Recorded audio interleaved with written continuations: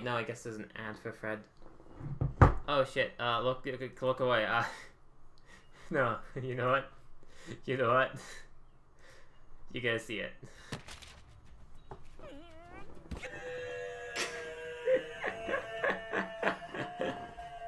Oh no, 2 ads? Hold on, I need to make sure Fred sees it, okay? Oops. Don't worry. I'm playing the cool thing, so you know, Justin. Just so, like, Fred will know our mentality while walking into this. Hey, Fred, how's it going? Oh my gosh, are you ready for, like, the regular old, like... just everything?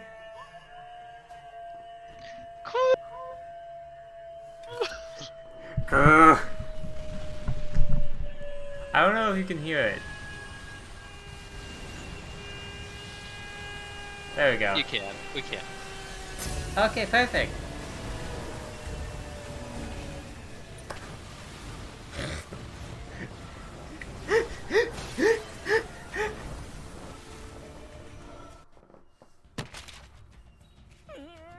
I don't know what you're talking about. I like how if and on repeat is kind of amazing.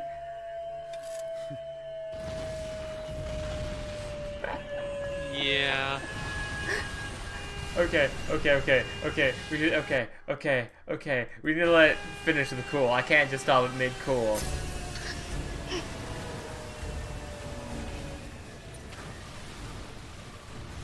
Just the whole like city being destroyed. I imagine each time it's a different city, and each time he's just even more horrified.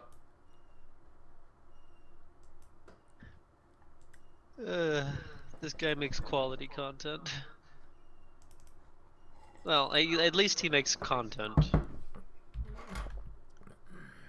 There's content. There's content.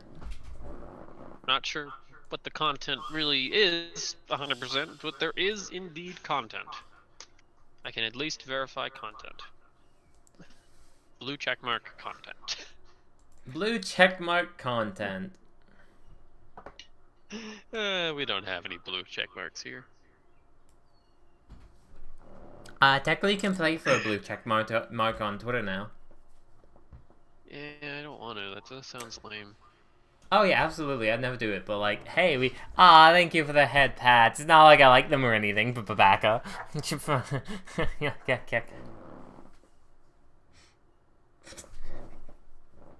And there they are.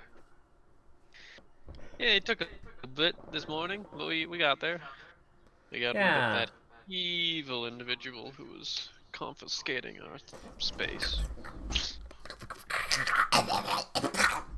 Also, yeah, that evil individual that has nothing to do with anything. Yeah. Yep. Unfortunately, we also do not have the presence of the Rose Man. TJ's busy being an adult with actual things to do and being like productive. By the way, how's the volume? Because I've like, oh wait, no, alright, I guess I have to like, you have to be certain that it works because I will go quieter like this. And if I go quieter like this, then my microphone might not be able to pick me up as well. So are you able to hear me? Super traumatic realizations the other day where we couldn't, like audio just did not save on the recordings properly. Okay, thank you, Fred. Yeah, oh my gosh, we were like rewatching a stream because we were trying to find secret lore information, and then it was like, my ear was pressed up against my like speaker. The like background buzzing was louder than me. It was. It was an experience.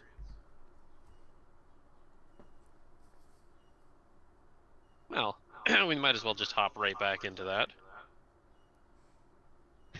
Last time. Landing. Dyer. I'm awake. What happened? Huh? Honra. Ha. Don't worry, Dyer. I'm sure that's not plot relevant or anything about you like falling asleep like that. No. Wow. You were so scared. Definitely not magic induced or anything like that. Oh, wow, look, it's a hotel. Which hotel? Let's go to the fancy one. Oh, boy, look at this fancy hotel. Dyer is dying slowly because of the heat. Hello, world's greatest detective. Oui, mon ami. Wow, you're gonna help us? Perfect. Nothing stays hidden from the great detective. That's wonderful to hear. Alright, goodbye. Oh, wait. Nothing stays hidden from him. Oh, God, he's really perceptive. Well, time to write a letter. Oh, 1 second.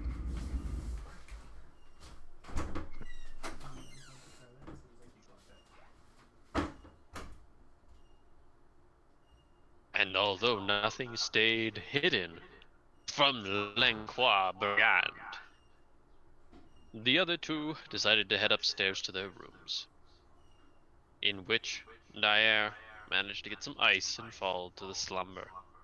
Honra also went to sleep, and for the first time in the 2-some-odd years of her coming here,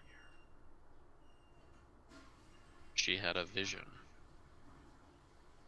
Now, a little known fact about Honra: when she has visions, they can inflict quite real physical trauma upon her. Back in the day, forever ago, when she was still on Wayne, she would have these visions very frequently. And it was one of the reasons that she kind of killed her emotions. Now that she's had time to restore them, Then she's living a much better life bwam! with this scary dream, a vision. Honra awoke to a shock she hadn't experienced in a long time. Dyer, unaware that these visions that she had caused so much pain. Dyer also can occasionally get visions, but her visions are not as painful and are involved very deeply with the prosperity of Wayne as a whole.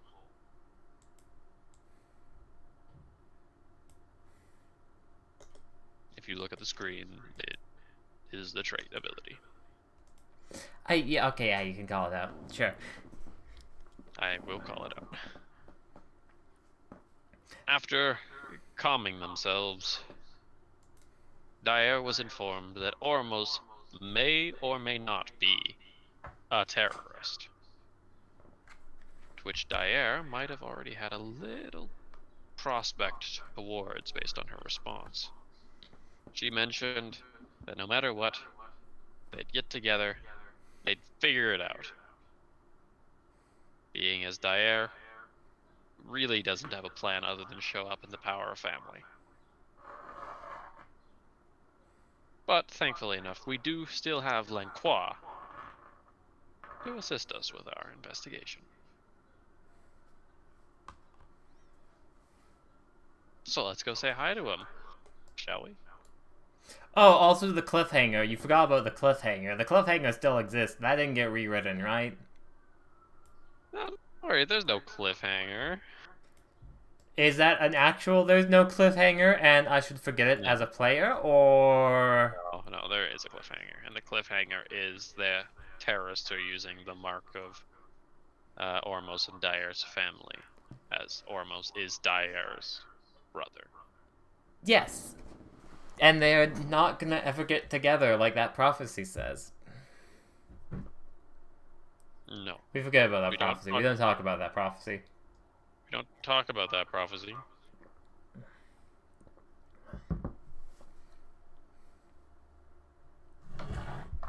Yeah.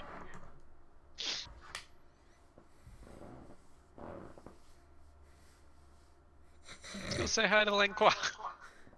I love the image I have for Langlois.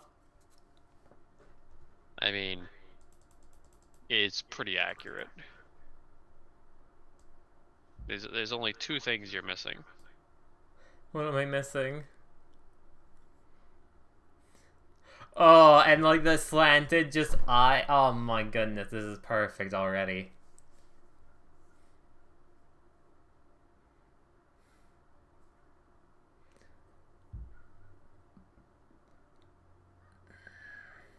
There we go. Now he's perfect. Oh my goodness, he's perfect. He's beautiful. My perfect Lenqua.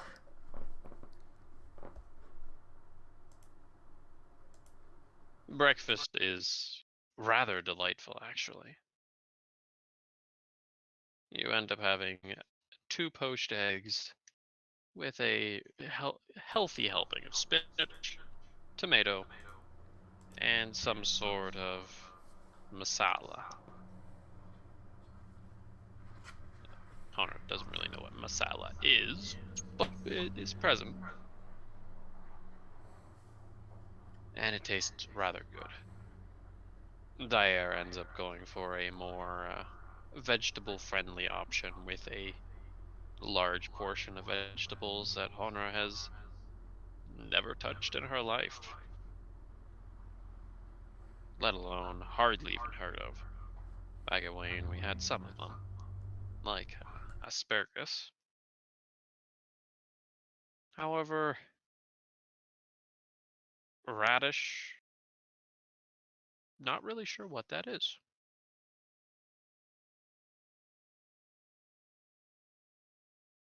Dyer seems to enjoy her food, and honestly, it's a good meal. It's a little expensive, but it's served with a sparkling water or wine for those alcoholics in the morning. You also have an option of some sort of orange grapefruit juice.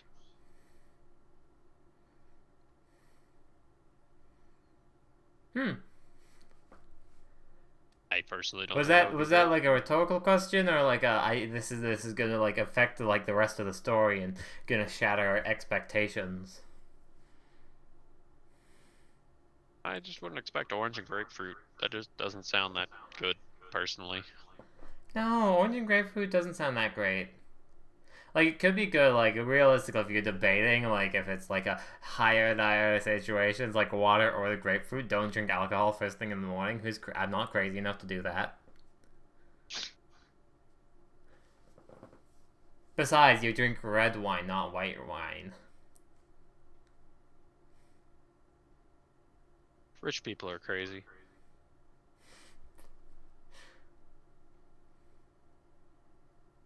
Thankfully enough, it does seem like you make it perfectly in time to meet up as Mr. Langqua is entering the building. I checked my pocket watch. Still good. Okay, cool, cool, cool. Ah, mon ami! How did the hospitality serve you? It is quite the lovely location. I don't quite understand why you would have left despite having a week around here still.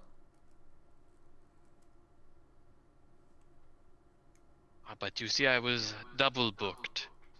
I had come for the wedding. However, they still had many reservation days left over. Hmm. Of course.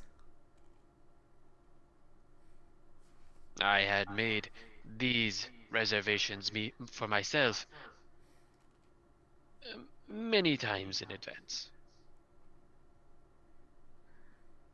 And now, uh, about this gentleman that we are tracking. When was the last time you saw Mr. Ormos? When was the last time I saw him? Because that was sooner than Dyer. Tyre's never seen him In this in world, this yeah, I world. know, I know.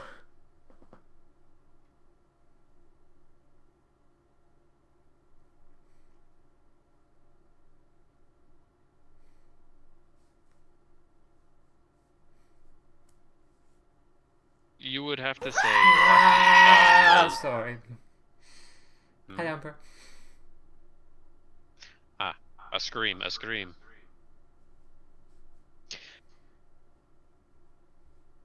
You would have to say that the last time you saw Ormos was probably 3.5 months ago. No, it was longer. That was when you ended up making note of someone similar.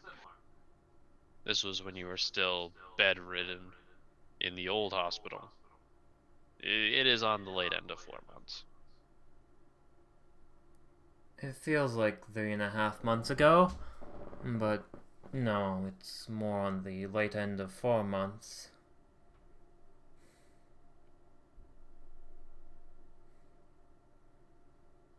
I see. And you, madame? She. I guess like we've been here for like 2 years or so, right? Yes. She wouldn't have seen him for over 2 years, I'm sure. She's been away for a while. At least that. Yes. Deception check, I guess? Is that like a. I mean, it's not deception. Dyer is definitely rolling a deception. Yeah, even if you're hiding something, like, because I am technically hiding, I don't want him to pick up on the fact that I'm covering for Dyer. I'm not lying, but still technically a deception.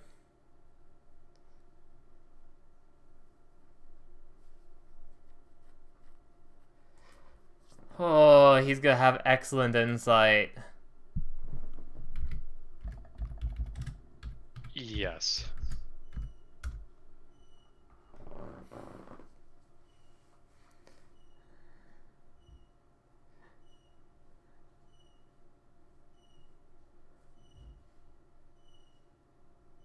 Oh, I have just but noticed. Lady Suman, are you quite well?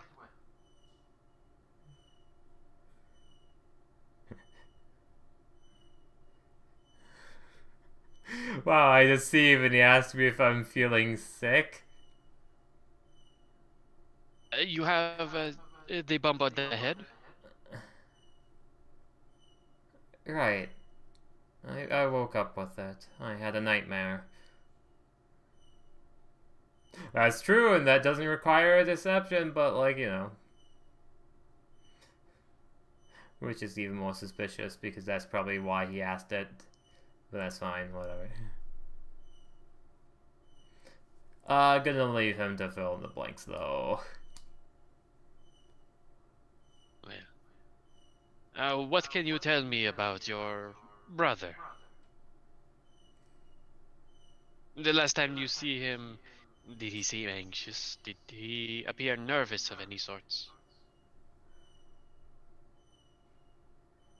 The last time I saw him, he was. No, I won't say he was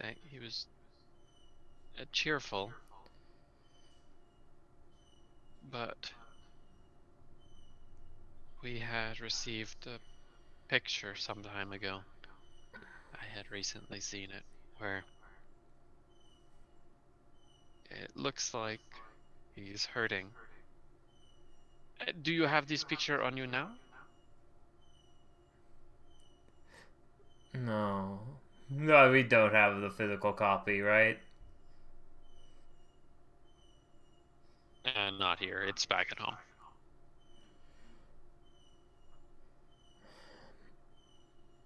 Why didn't we take that with us?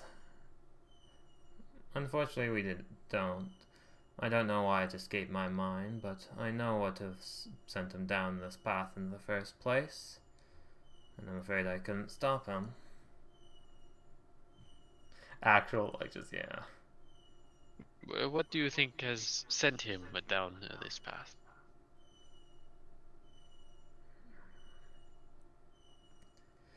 Dyer knows about his wife and kid, right?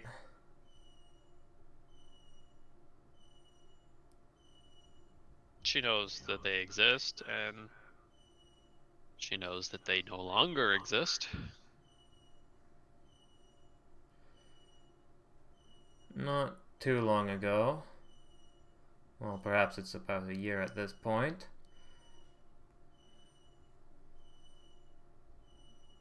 His wife and kids passed away.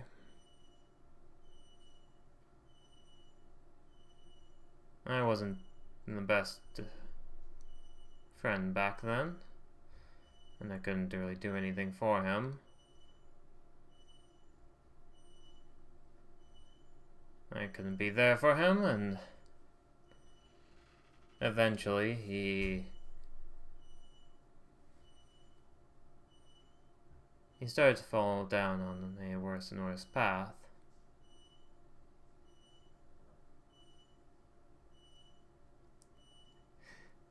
Wants this deception, wants the deception, but not gonna. Should deception, but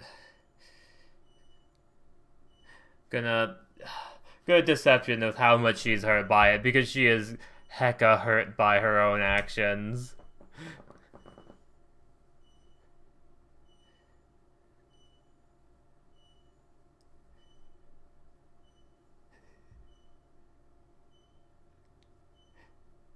It is a sorrowful tale, indeed.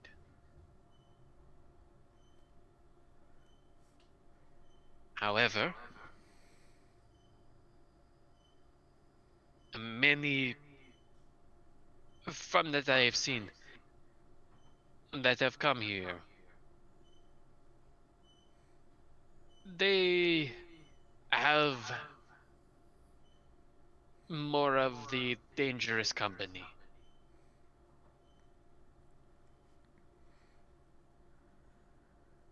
Them of law-breaking intentions.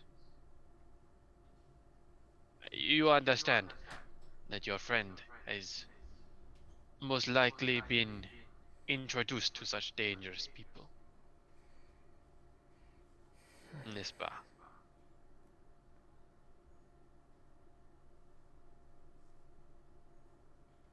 Yeah, Horner has the idea and understanding.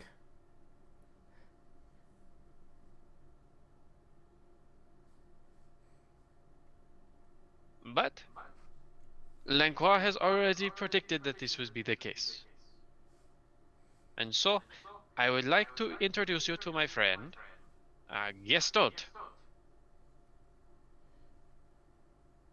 Wow, this guy's thematic. He's been waiting outside the entire time?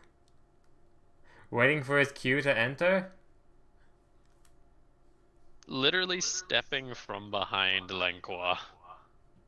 Oh. Gestalt appears as a very small, only 4'9" gentleman who is dressed in what you would call more traditional looking clothes. He seems to have a certain black theme to him. And honestly, he kind of looks like he would be able to rob someone and easily get away unidentified. It's nice to meet you. Name's Gestalt. Pleasure to make your acquaintance. I can assure you that Mr. Gestalt, he is an excellent looker of the intention. He has served in many of the Great War, much beside myself.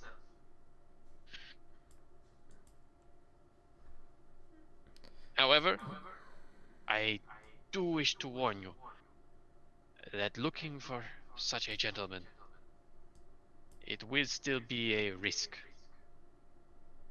Even with the esteemed Gestalt.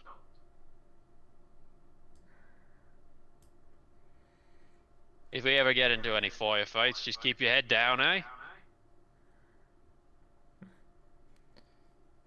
People around here get really rowdy.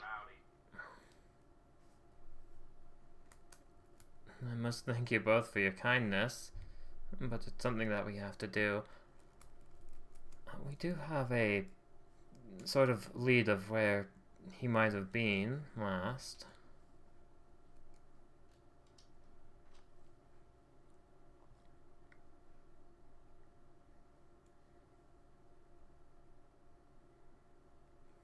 Sorry, do you have a lead or I have a lead? We have a lead. Because we knew the bar on the outskirts. Mm-hmm.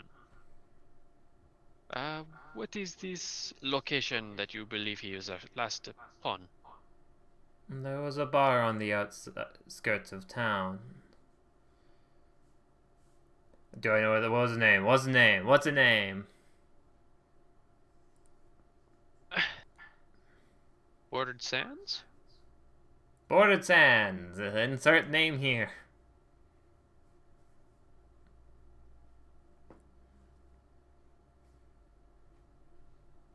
You don't say, do you? That's a rogues gallery right there.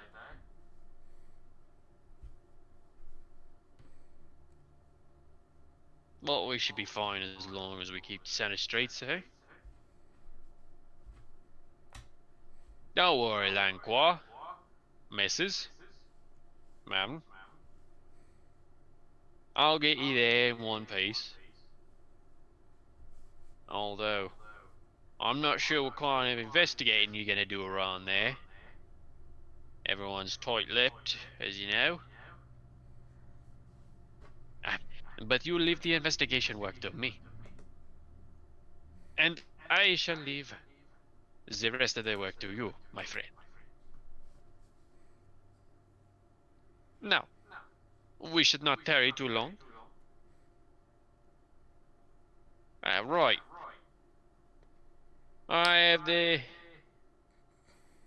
Don't have the normal car that I would have the first time. But, if you wish, we're gonna have to divvy up between my bike. One of you can sit on the back with me. The other two are gonna have to sit in the sidecar. Realistically, me and Dyer should take the sidecar, right? Oh wait, what? But my stomach is not so good with taking on the back of the bike. I will take the sidecar.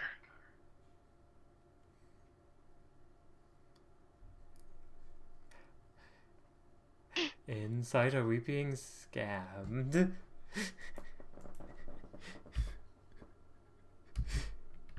Just having that realization. What this guy isn't a great detective.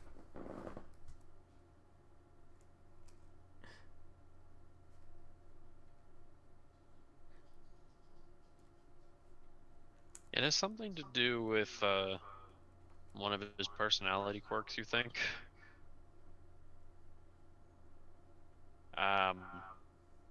Gestalt. Gestalt. He's definitely pretty nonchalant about the fact that he just lost his car. But Langqua seems to trust him. Personality quirks. That is a great way to describe a person. Personality quirks. Dyer looks like she's dying still, doesn't she? No, she's perfectly fine. Oh, did she adapt already? Oh yeah, she was up like super quickly at the hotel in the morning. She was ready to go. She's not even suffering.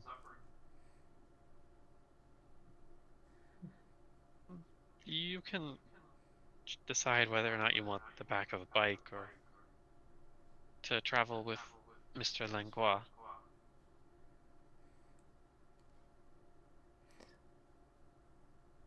I don't think that. Okay, does this choice matter?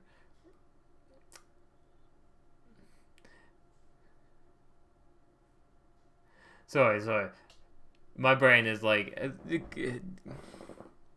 My brain has hard times with decisions, so I'm trying to get fully into Honra's brain space so she doesn't have to worry about the decision making because it's like, it's easy. It's so easy to decide. I mean, decisions are the easiest things ever. No. No, they're not. Realistically, if I want to get away with like some cheaty magic stuff,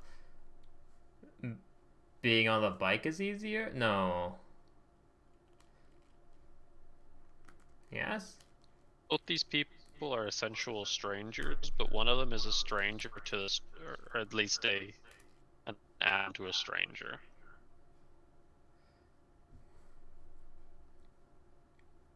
I mean, you're not gonna get away with most cheaty stuff wherever you sit. But it's a lot nicer to be chauffeured in a sidecar. Doesn't matter too much for me. But alright, what did you say? You can choose? Dyer was like, yeah, you could choose. She's okay with anything. I'll let you have the sidecar.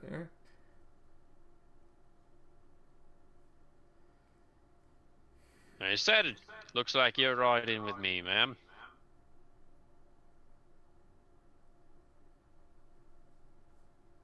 Smile. And just make sure to hold on tight so you don't fall off. And let's get on the road. We don't want to be outside when the sun's at its highest. And Langqua, are you sure that you ain't going to get too hot in that affair? Now, where'd your white suit go? I bet it has been ruined. Ruined? A jumbling gentleman had spilled some red wine on it. I'm sorry to hear. Surprised you didn't just dye it red. Ah, do you think that Langqua would wear red? You must be out of the mind. Ah, let's go.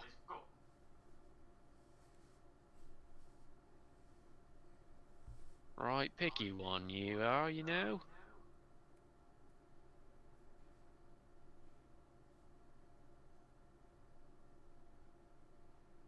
As you get go. Hmm? As you get go. Whoa!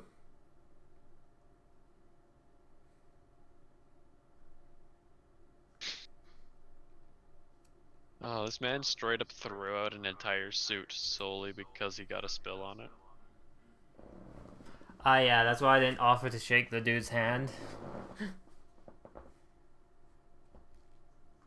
Yeah, he'd probably shake your hand with a cloth or gloves. Yeah. Oh. You have never seen such a death trap as this bike. It's covered in thick mud. All the parts look like they're starting to rust heavily.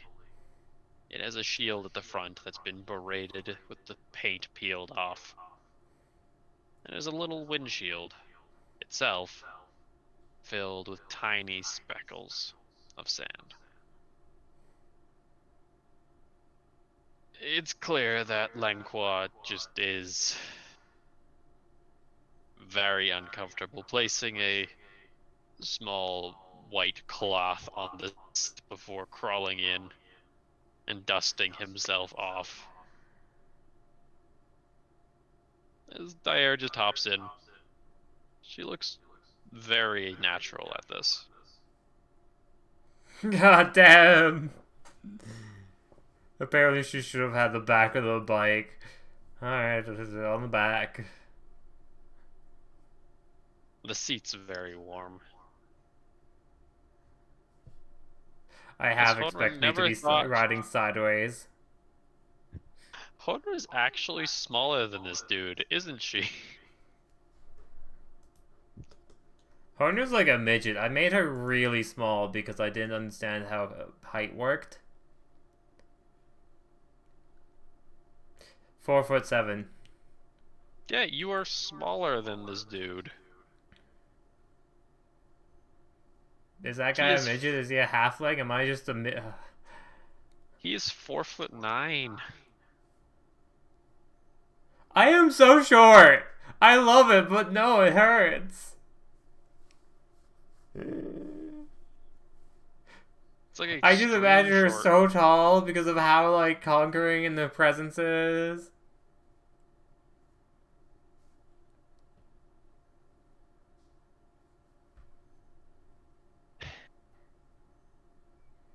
I just hold on, man.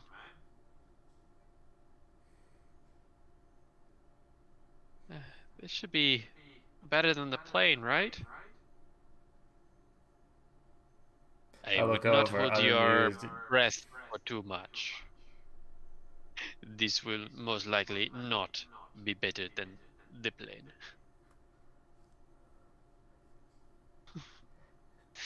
You look over unamused? Like I like with a face of like nah, nah, it's worse than the plane probably.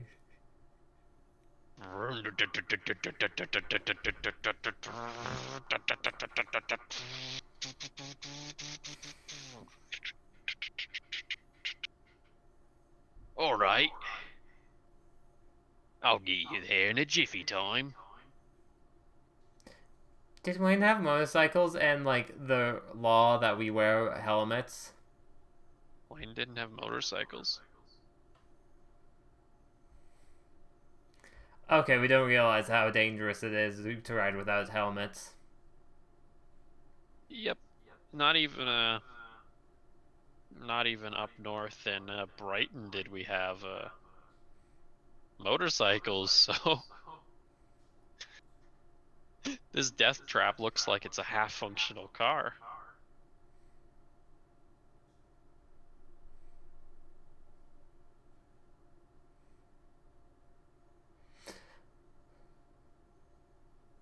And it takes She off. lets go. Hmm. As it takes off. She does her best to try and let go of her skepticism. I mean, this is a unique experience. Yeah. Yeah. Yeah, this is a storybook. How does it even work, actually? Yeah, curiosity.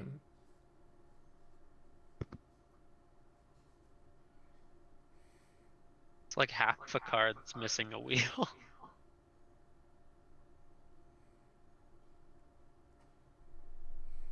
But it does have a very freeing and liberating feeling. Just as you cruise through and weave through traffic, the sidecar seems to slow it down. But this feels more like a death trap than the plane does.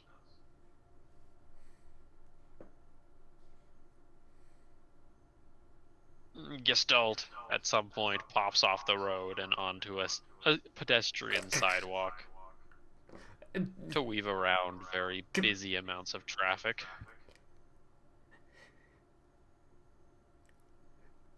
And despite the Is fact that speechless. you, Like, that's just danger. Like, you could run somebody.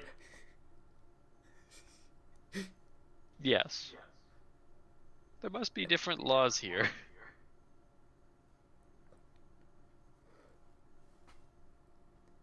It, however, doesn't take too long to get out of the city. He seems to be going more of an around route. The desert here is much different than the one back home. It's much more crag-like, with large flats of what could be mud, long since dried over by the heat of the sun.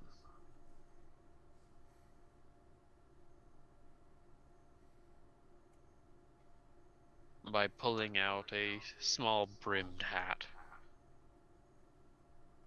Eventually, Gestalt ends up also throwing on a pair of shades and handing one back to Honra. Boy, she hasn't worn glasses for a while. It's a lot of things she hasn't done for a while. Yeah. She'll put them on. Does she feel cool? I mean, It tints the world around her. It's not that bad. oh yeah. It's nice to getting the sand out of her eyes.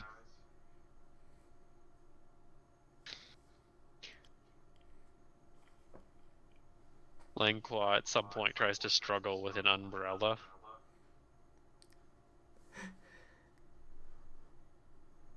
Ends up giving up. Instead, just using a blanket.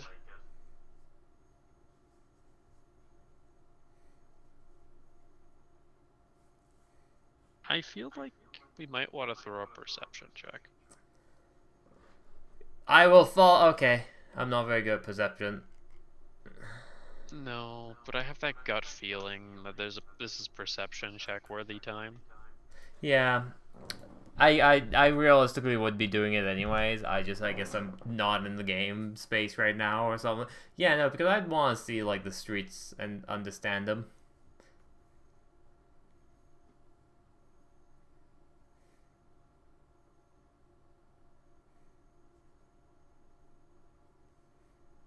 Streets around here. This is the outskirts.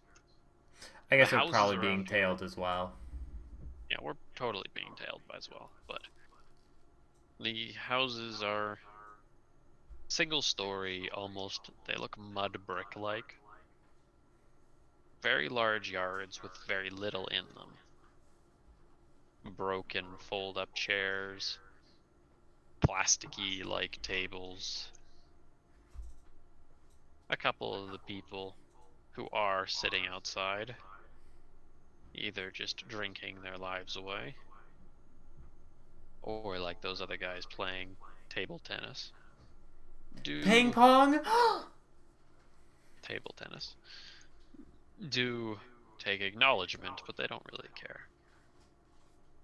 There is a gentleman or a lady on a bike, probably about 500 meters behind. They've been there since probably leaving the establishment. And they're very much keeping their distance.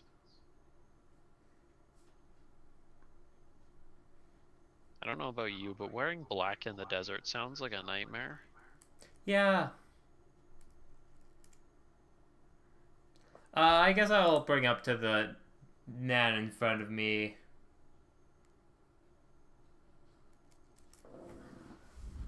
Does it matter that we are being followed since the hotel, or no? Honestly, kind of expected it. You've got such a premium viewing experience for the both of you. Bound to pick up some bogeys. Besides, there's 3 high-class targets in my bike. I'm surprised we only have one tailing us. But when we get out of their terrain, they'll give up soon enough. They're all waiting for us to stop somewhere.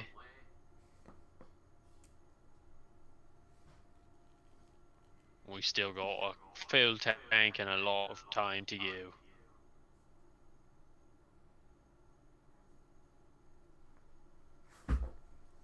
Which actually brings up the question.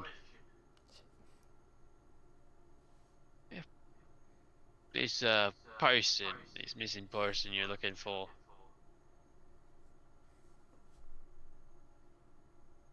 they've been gone for quite some time, it seems.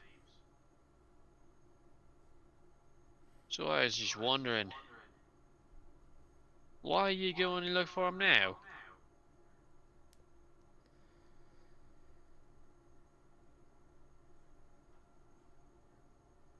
We only just recently got leads that he came to this country.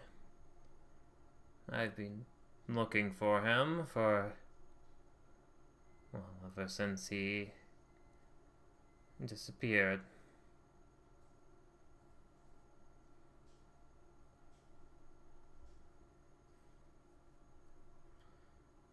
And not writing one of your books. I hear you're a bit of an author, you.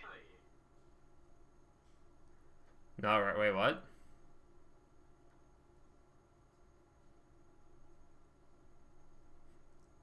You're not writing one of your books. I hear you're an author.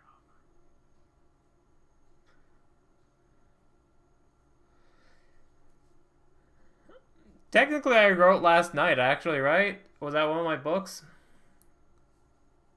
I mean, you wrote a missive to death. Okay, I wasn't sure if I wrote anything else.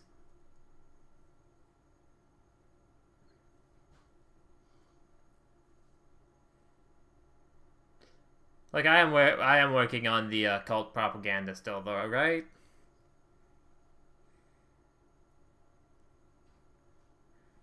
Not here, you're not. Okay, A no, lot I'm of the the. stuff was actually left at home to present yourself directly to this task. I Things left most. like the picture, any recent works. The idea is not to divert your attention. I left all of my books and materials at home so I could focus on this. But just before that, I was working on a new manuscript.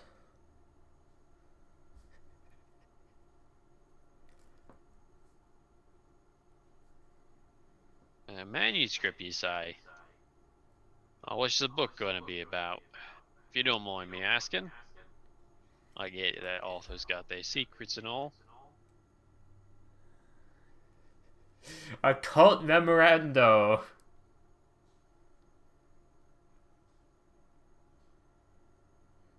How does one explain that you're making a cult book without it being a cult? Inspiring self-help book?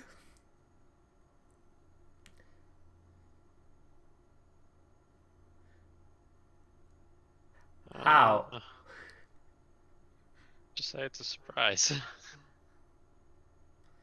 No, that will have to be a surprise. But I do encourage you to pick it up once it does drop. I've experienced a lot of things recently, and I've improved as an author. Or I believe that this book will be my best book yet.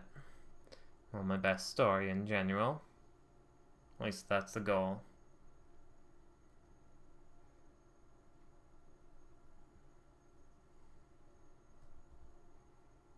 Hmm.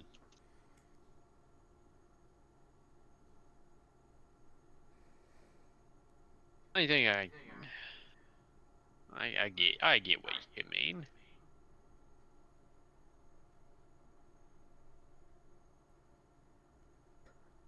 You know,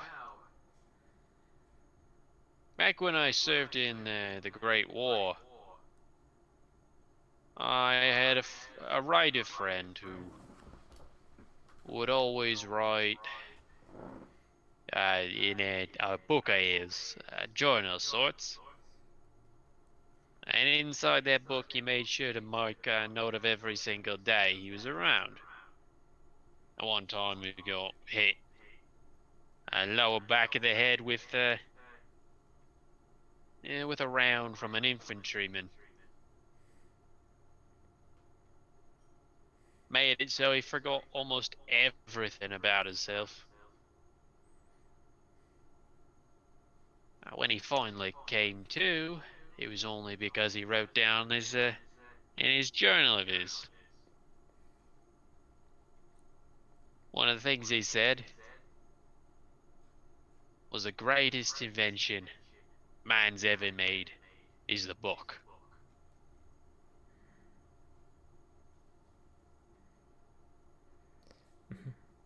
I must agree. I've told many stories, well, reading them to children and out loud. But even when I'm gone, books are wonderful because they'll be able to continue on.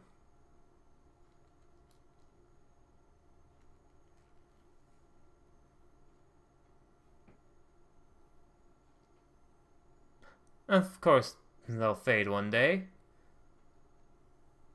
but by that time, they would have already made a mark on the next generation, and I guess suppose the next.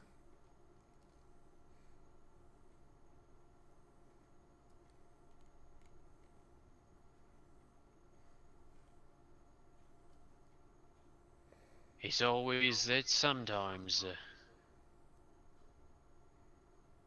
time is the true killer of everything. That's a rather down way to look at it. We still got scripts from Ages long past, eh?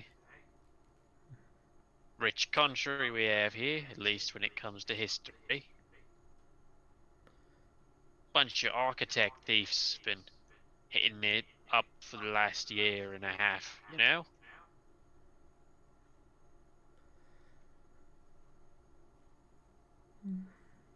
But architecture doesn't do any good without the stories behind it. For example, the rug within the main hall. From what I understand, the significant scene in it is that it's old and priceless. But what was it used for? I'm a bit of an historian as well. A lot of my books have been about old Wayne culture.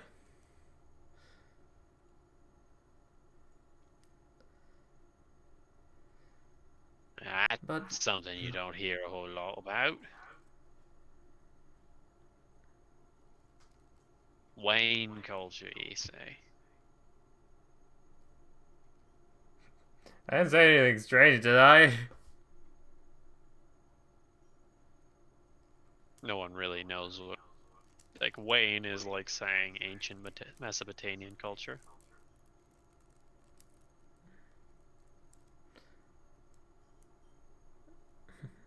There's a lot of holes that leaves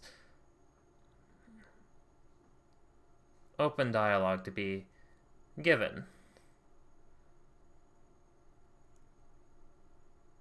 Things to be filled in the blanks, whether they're true or not.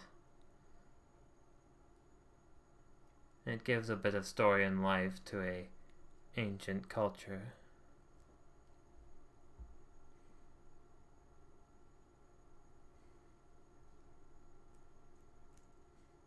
She doesn't mean to be wistful with the idea of, like, her home's ancient, but it was ancient before it was ancient here, but You know much about ancient Wayne culture? Any big figures or anything? oh, I'm certain I'm one of the leading experts.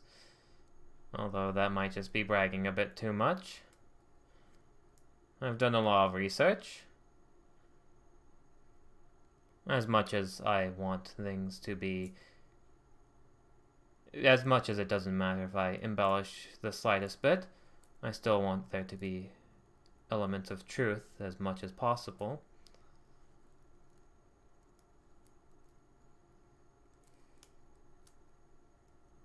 Hey, who's your favorite? Well, I guess, at least from story-wise. I'm not really sure how those old stories go, you see?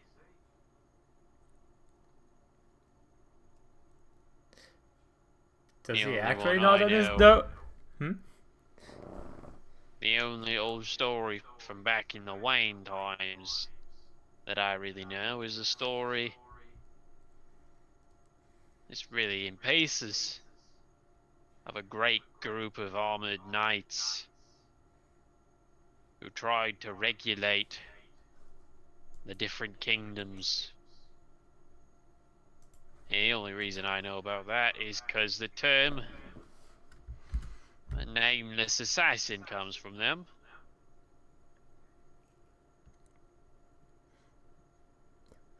Kind of I like a guess boogeyman around here.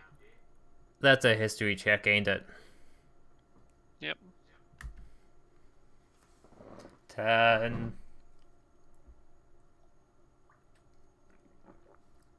Well, nameless, even back in her Wayne time, is a ongoing, almost superhero-esque, supervillain-esque, almost servant assassin of royalty. Mitsuki at one point had a retainer named Nameless. Was theoretically a spiritual successor, a title given to a great assassin under the royalty. Here, however, it's a little bit more of a shadow government Illuminati-like thing. Well, We ended up fighting Nameless and Nameless and Death, who is in some ways nameless. And do I know that they originate from Khaldun? Yes. Well, I would say you should rely on history books a bit, especially because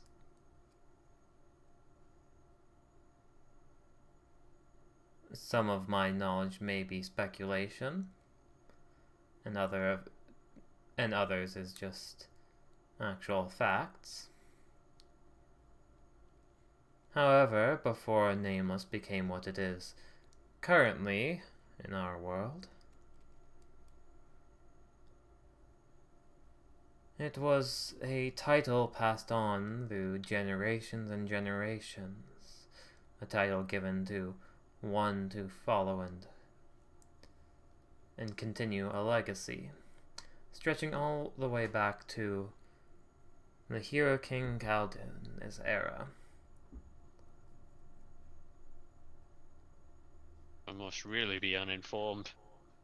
I don't recognize that name, the Hero King. Must have reigned a long time ago. Indeed. Uh,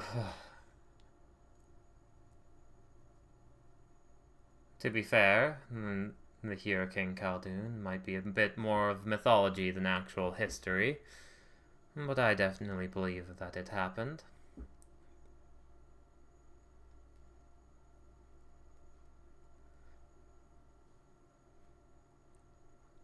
But before they became what they are today, the Namelesses were actually more heroic figures in some ways because they worked for Wayne, like assassins. Mm-hmm. Well, they were still assassins, but more of a heroic figure that worked for the people and the royalty.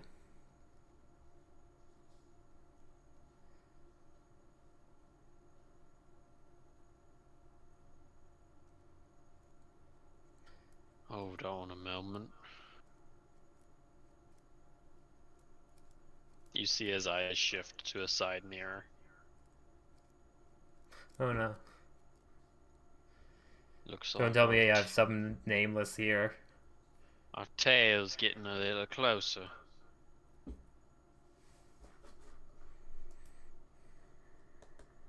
Hold on, ladies. Lanqua. We're gonna be taking a bit of a detour, eh? But what do you mean by as he quickly turns to the left, dipping into a residential, speeding up. You can tell that the bike behind you is speeding up as well. Oh, I could easily get rid of it by casting magic, but that's bad. Looking back, the figure's dressed entirely in black, with something that looks criminally out of place is a sword. Ah, literally it's Nameless. I was talking about Nameless in front of Nameless.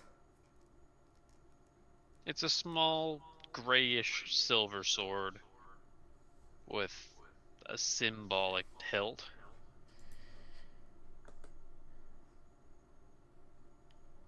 What's this guy I on about? I might end up. I'm gonna look for a perfect timing. Because theoretically, this person is not gonna know the streets as well, like the streets as well as this guy does. But if I cast Silent Image, but that's good verbal somatic material, I'd have to hide it from those two.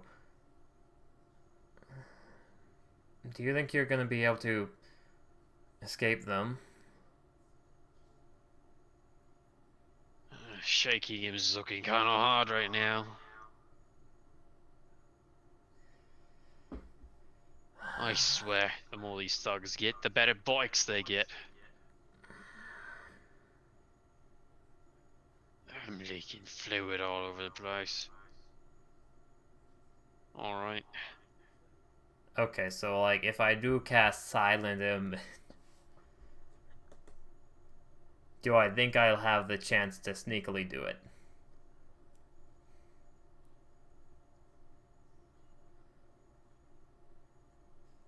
There's a chance.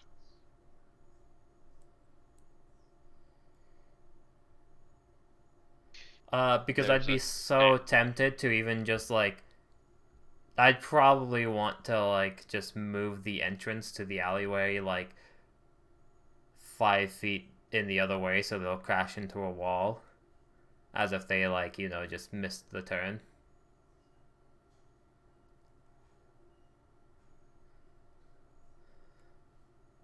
Yeah. The dicey part is getting it off. There's a chance you can get it off. Just with the fact that everyone's so busy on the hectic nature of this. You are also very much worried that Langqua will be able to somehow notice. Link was underneath his blanket, right? He has a blanket in front of him, which he is taking down. Shit.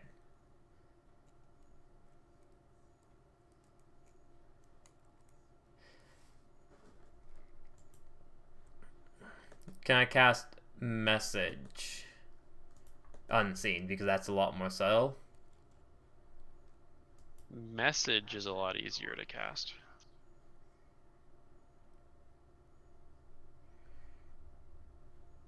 Especially because you're just whispering the message.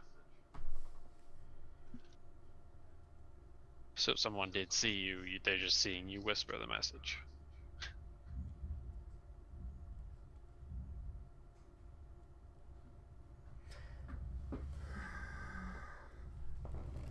I really wish I had like a freaking crossbow or something or a gun to shoot. Oh my golly.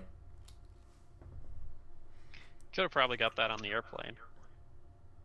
Yeah.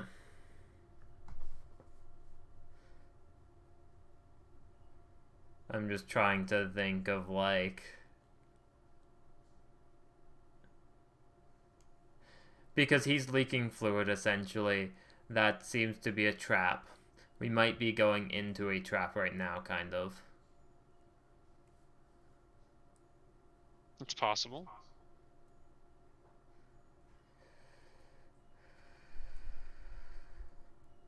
And the closer he gets, the harder he'll be to display. Dismay.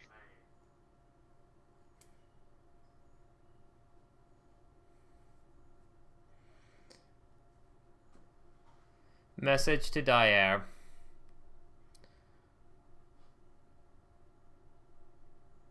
I'm going to cast a spell to lose our pursuer. I need you to distract... I need you to distract them when I... Wait, like, scratch my nose.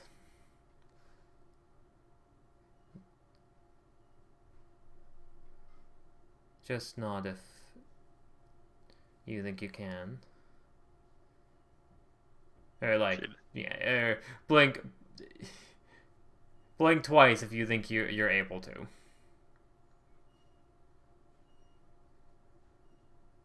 She acknowledges. Hmm? She acknowledges. Does she blink twice? Yes. Cool. As I will try and wait for the perfect timing to lure the pursuer and make them crash into a wall. A fake wall. I mean, you know, just like the whole idea of like, yeah.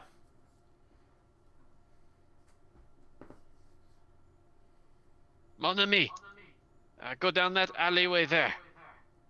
I hate it. He knows exactly everything because that's the perfect thing to do, right? That's a good setup for you. He knows exactly what I'm doing. There's no boxes or anything to push either to make them crash, right? There is. Oh, damn.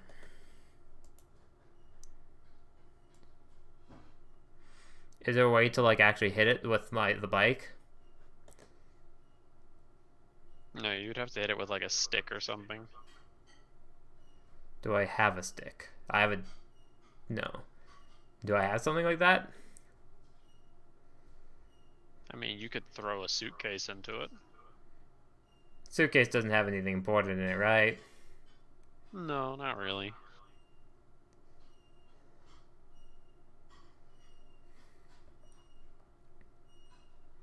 It's a financial hit, but I mean, if it gets a pursuer off your tail, then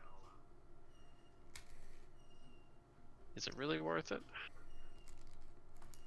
Or you could steal Lanqua's cane.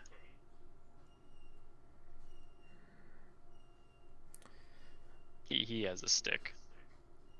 Do you plan to knock those boxes over, Lane with your with your walking stick? I do not know if I have enough strength to do so.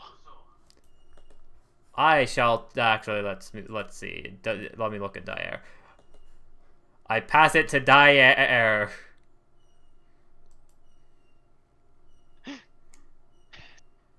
I got it. I got it. Dyer is one more stronger than me. All right. Will this be big enough distraction of them looking at Dyer? It might be.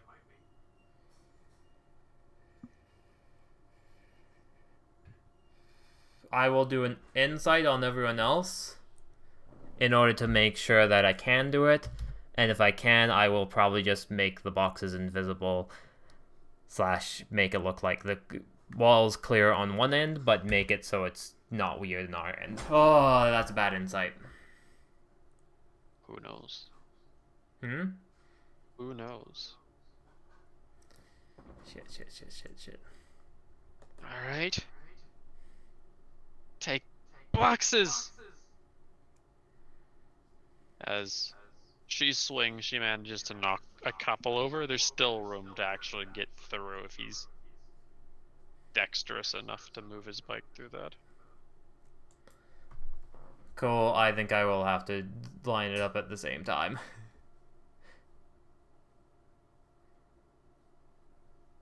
Because, yeah.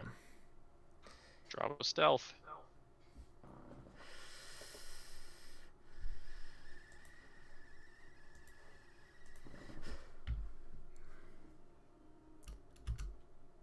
Done 17, and like, oh golly. Yeah, my whole plan is just to make it so we don't notice anything, but pretty much the one-way mirror trick. If anything, just make it so, because theoretically I can't see it, make it so the alleyway doesn't have a place without the boxes. Make it so it looks like 1 or 2 boxes fell, but in the end it looks like they can get through, but they can't.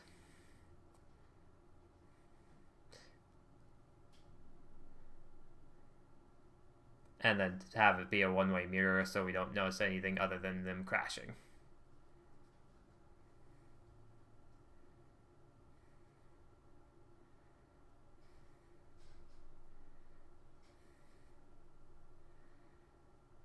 As the pursuer turns the corner,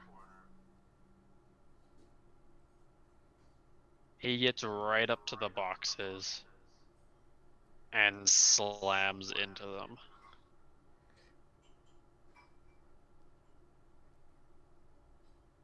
As his bike tilts overhead,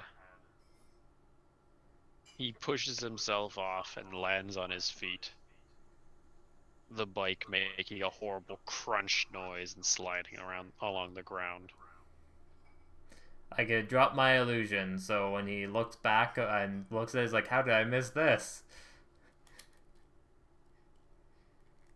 In one desperate attempt, it looks like he's about to brandish a weapon, but then stops. He doesn't run. He simply walks over to his bike. And then dips out of scene.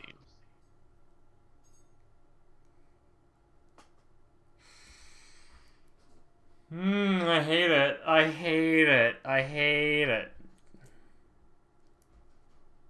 That was not a normal thug. Ugh. Well, it looks like we lost him for the time being. But I fear we will be seeing him much sooner than we would like to. That didn't seem like a normal thug.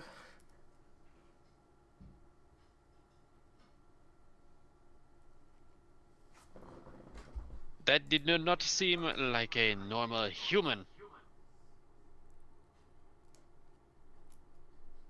He Right, is likely that some sort of, how to say, secret service.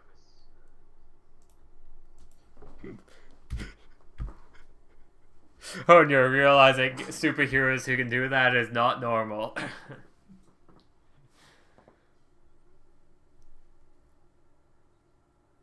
The athletics are a trait we would have to look for. Although it makes it so he stands out. Were he not, even without a helmet, we should be able to discern his identity should he show up again.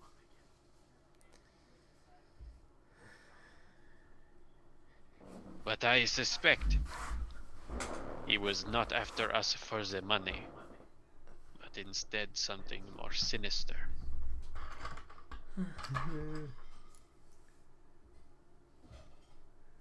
He really did give off that killer instinct. There's no way that was Ormos, right? No, Ormos wouldn't wear black. He'd be a cowboy. True. Like murder. Well, it's not going to be too hard for him to figure out where we're heading. Only one place like this out of town.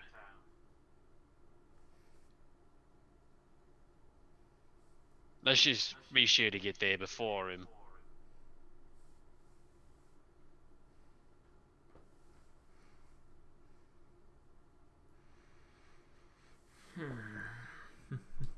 There's a firearm underneath the sidecar. You use it, Langquaw. I do not use the firearm. I'll reach. Can I reach down to grab it or no? No, it's gonna have to be Dyer. Really, Dyer? Can you? Oh, she can reach it. She can reach it, yeah. I mean, I haven't received firearm training yet, have I? No. I think I'm the best one to hold on to it.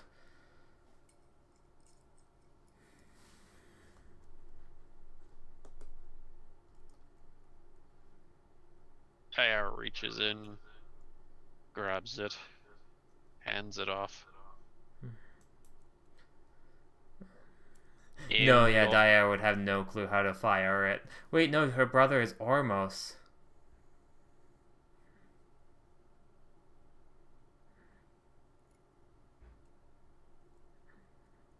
Doesn't mean she knows how to shoot it. Yeah. I'll look at it and I'll investigate it just to make sure I actually can figure it out because my brother is Kiku.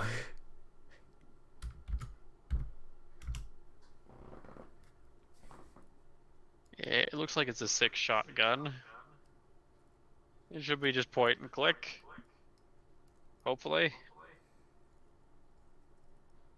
Any safeties? Honestly, No, what are we talking about? This is like back in the day where safeties don't exist. you're a little surprised Langquaw isn't using it. Why is that? You've already established he was a frontline militant. Oh, yeah. To be fair, he retired to become a detective. And he's Good. talked about the tragedy of murder before. He kind of seems like a character you would write in a book.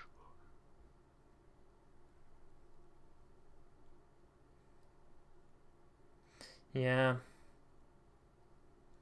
Which is really weird, but like, how do I prove that he's a book person? Do I do it? I'll do a look in Arcana on him. Natural 20, 27. He has no magical properties to him whatsoever.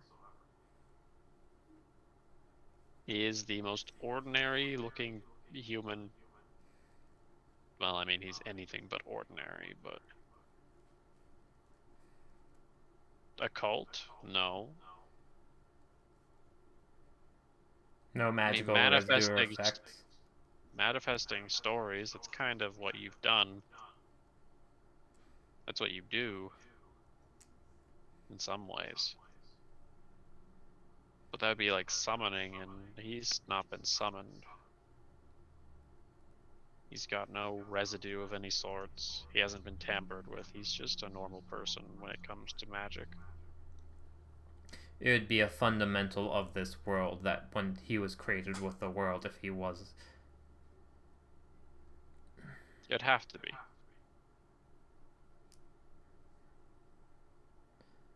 You really do remind me of the storybook Langqua.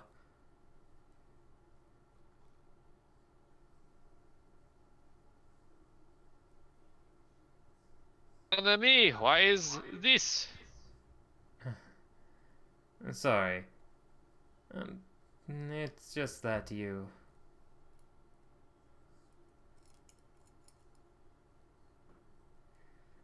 I mean, no, like he's someone that I take inspiration to write similar to it in a story.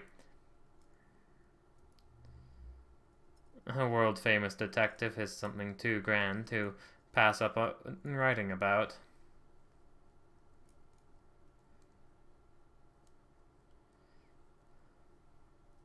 I am flattered that you would think so. Perhaps I seem like a story. Because I have met many other friends. You may have read about me.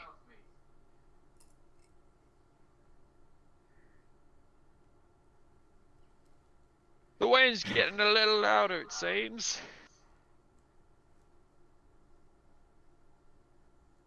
I'd suggest keeping your mouth shut until we get to our destination. Unless you want to have a mouthful of sand. Alright, cool. The wind. Wow, that's a really good convenient timing.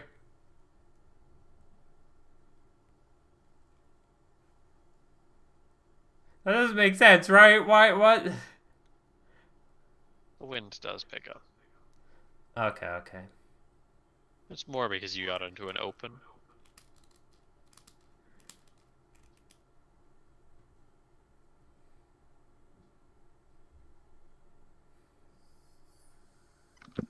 No.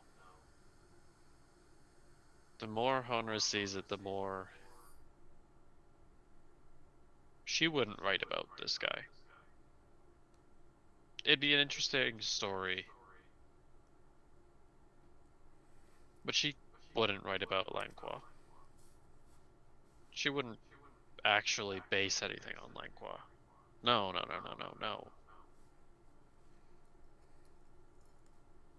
There would be stories.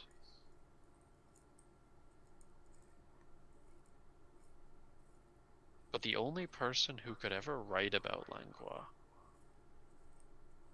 had to hate him with every inch of their being.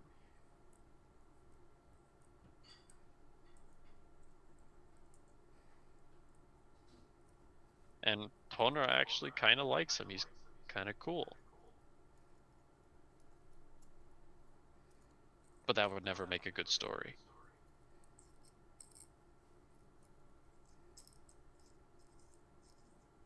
Yeah, and to be fair, from what I've heard, he's had some really bad life shit happen. Honro would never want to write a story where his entire life was just tragedy. Yeah.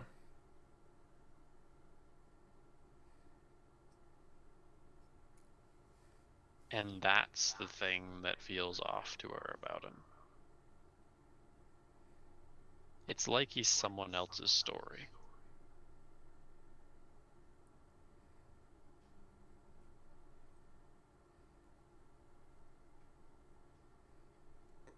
Arriving, the sand, Did wind picking up and starting to wrestle around, very faintly covers the upholstered sign to a bar that stands only in contrast to the city behind it and the desert before it. were we leaking oil and gas?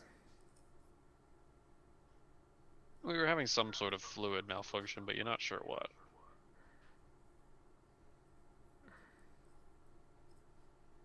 Pulling up underneath a hooded protective garage-like structure, the bike grinds to a halt beside another bunch of bikes. Couple cars, couple strange cars with boxes. They almost seem like those loading trucks, but much smaller. You said there was a fluid leak. Is that something that needs to be fixed? Coolant's always going in this. It's fine, it will get us back and all just fine. Let's get inside. It's gonna be a real right desert storm picking up here. I Oh, say when it gets bad enough, it rips the flesh off of almost anyone who's out.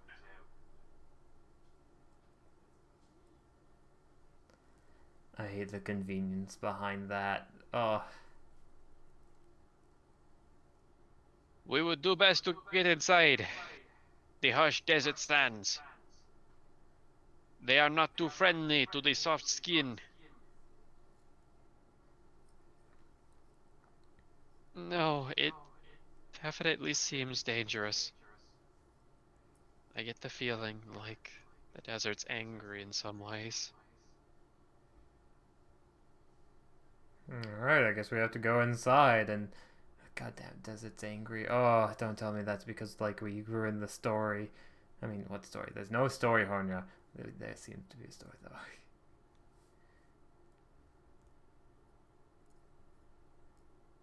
A small jingling bell chimes upon entering. A dimly lit, wooden, sand-hutted shack that bellows with the wind that follows. Lights hang from the ceiling, but they flicker occasionally, as there seems to be a bar fully surrounding the back. Tables littered throughout, a couple men playing poker.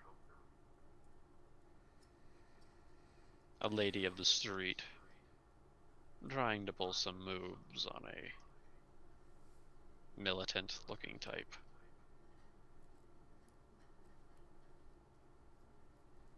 No Ormos, eh? And then your eyes land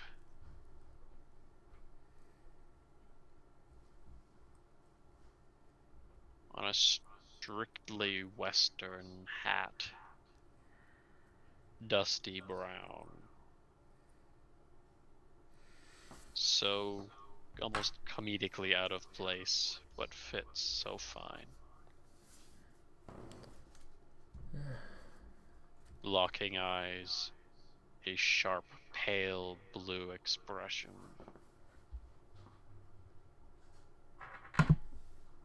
His body sprawled out over the table. Ormos. I'm gonna hold Lane-Claw and what was the other guy's name? Gestalt. He gets stalled back and be like, I didn't expect our journey to be over right away, but it seems like we may have found our friend.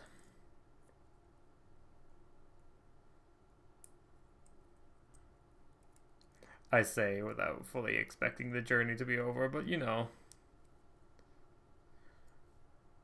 But on the contrary, madame, I do not believe that friend is what we should be calling our situation right now.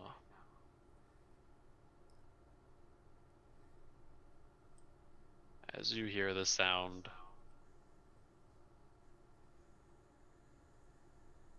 of a gun click, a large gun behind you.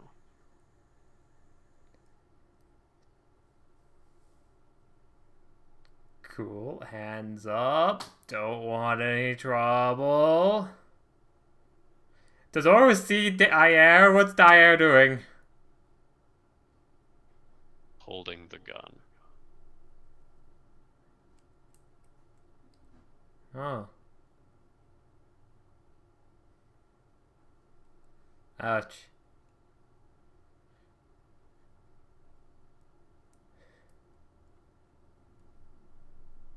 Honra is Oh, nudged it wasn't forward.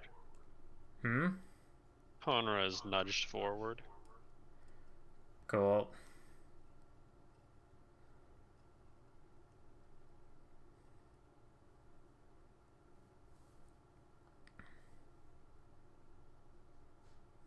I don't really understand what's going on here quite, miss.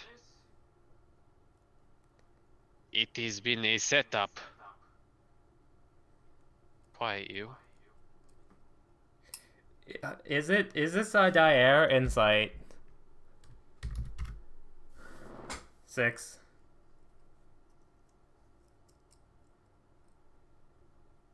The jig is up. The skies just dropped. This isn't Dyer.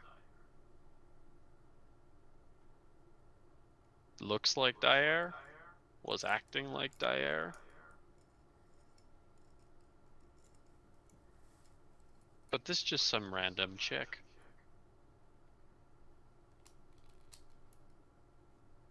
And she knows I'm a mage.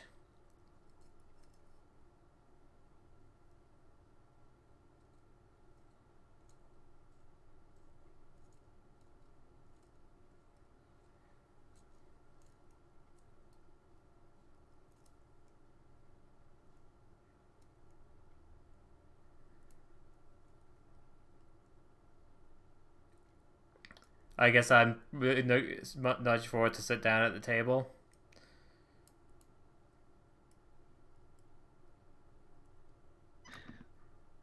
Sorry about that. The last thing mentioned was, yeah, no, this is just some random chick. Yeah. But I'm nudged forward to sit down at the table. Yep. I sit down. You too, Frenchie.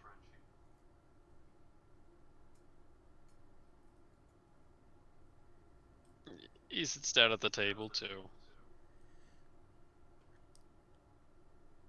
Some of the other people from the bar end up moving over. I do hope that the real Dyer is safe.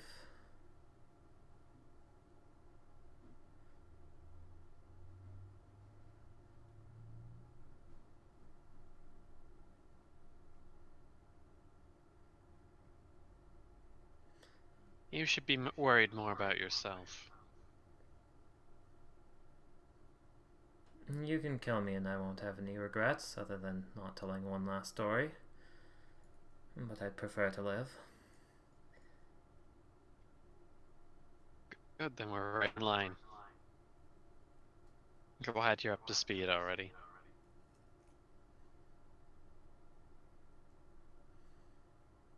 You aren't going to be making it out of this alive.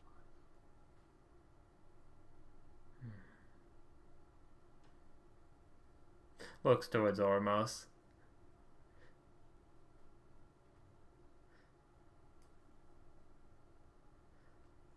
Seems to be drinking some sort of pineapple drink. Is this actual Ormos? Probably. Best to bet it is.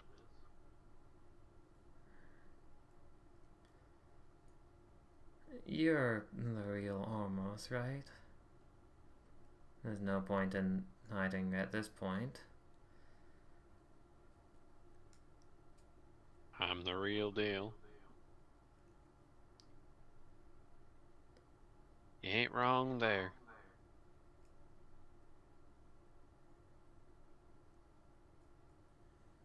Have you gotten your reunion yet?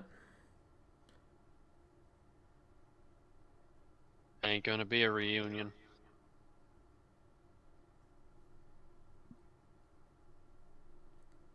Kind of looks quizzically at him.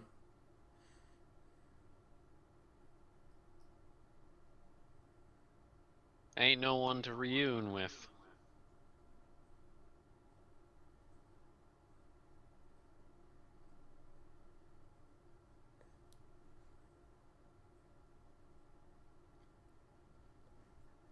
Like, there's no way it's been the entire time, right? No. Can't have been.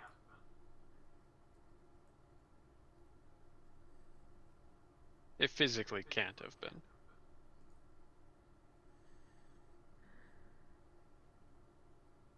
Now then. Let's get to the point. We're not having any monologues or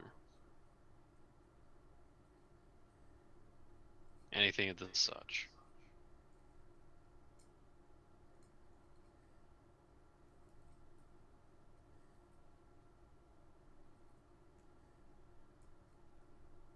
But do I need to explain why you're here?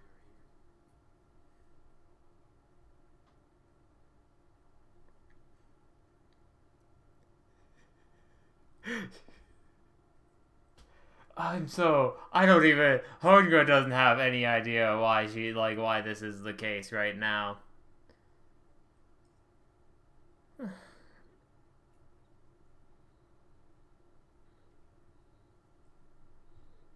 I guess, like.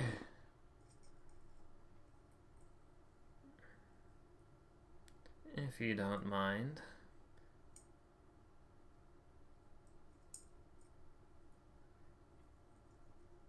Wouldn't stop.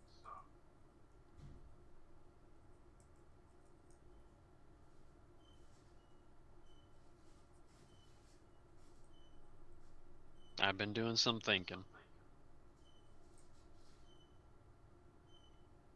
You weren't gonna stop.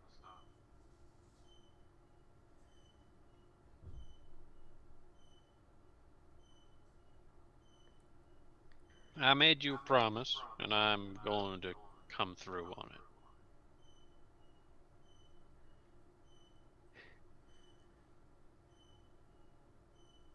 But unfortunately,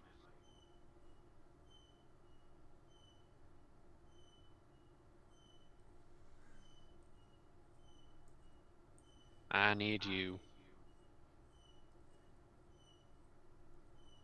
to stop in a way I can confirm you'll stop moving.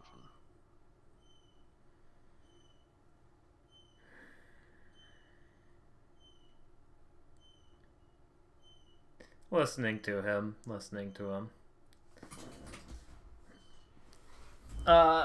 We're gonna let him finish fully before I say my next line.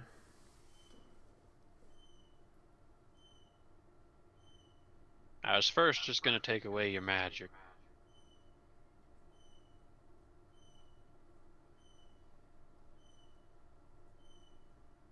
But that wouldn't have changed nothing.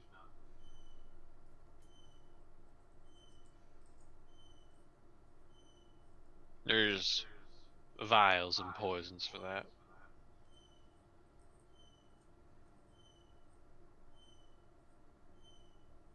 My hope would have been that you would have settled down as just a normal rider and lived out the rest of your days as such.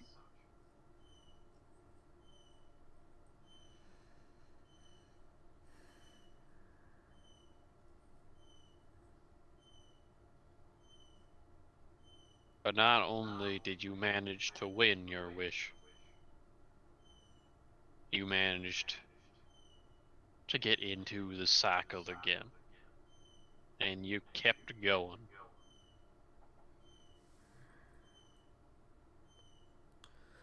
And when you learn that this next fight to the death, it doesn't have enough power to do what you want, and you end up starting another one and another one and another one until there's nothing else left anymore.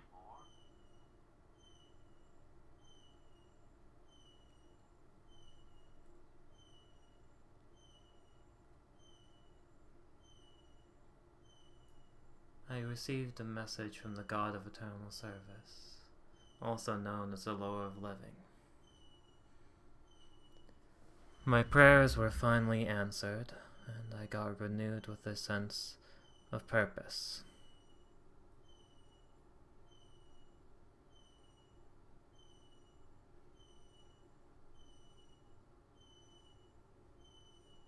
He doesn't look like he cares, does he? Sounds like you making excuses. That being said, I came here so Dyer could speak with you. Everything else going on took the back burner.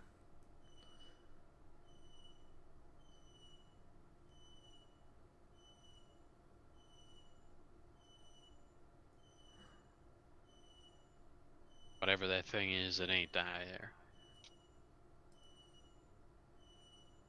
So if you think you're gonna try and coddle me with some pretentious falsehoods, Do you think I would make it up? That I would bring a false Dyer to you? in order to get what you want, yeah, I do think you do that. Oh!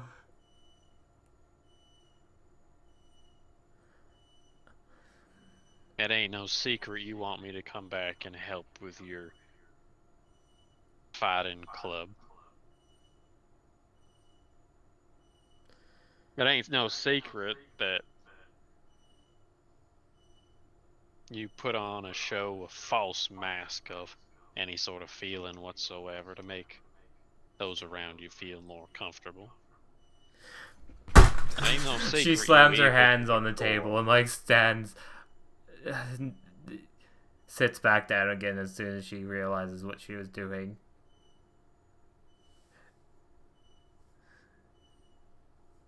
Realizing the person who saw me pretty much had, like, saw my most vulnerable state. And, like, kind of like, I don't know, I guess, like, does it, like, this, I don't know, his words cut deep. Because it was true, and she's, like, afraid of going back to there, and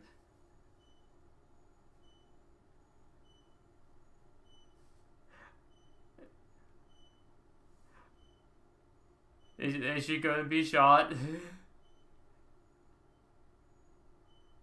No, but she feels like it's coming.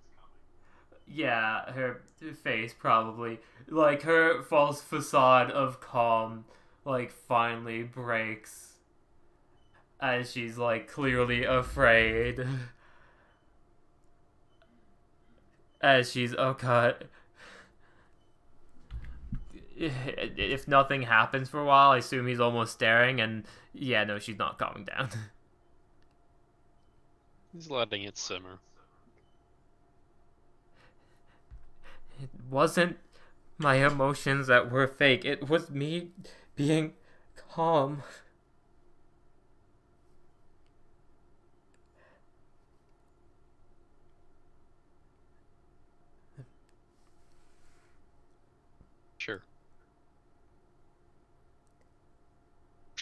was. Because that's what you would like me to think.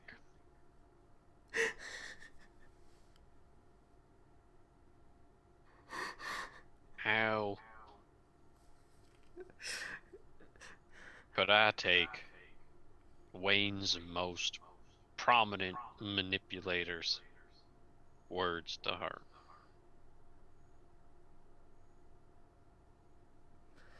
I will turn back and look at the one girl who was pretending to be Dyer. You saw me at my most vulnerable.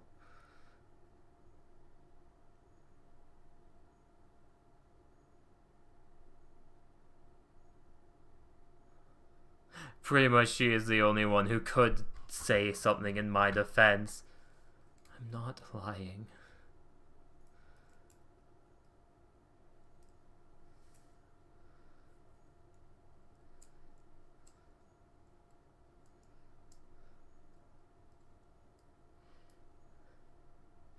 I know your magic's getting stronger.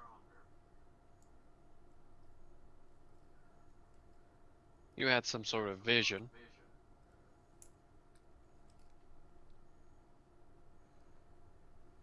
Vulnerable? Mages like you are just uncontained.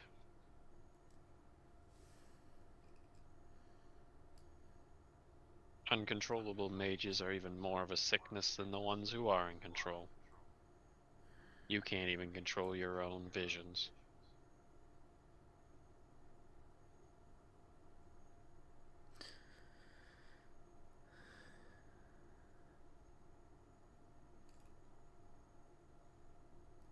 So what? You ended up getting all your powers back because the God of Eternal Service gave you a divine revelation and decided to start reinvigorating everything?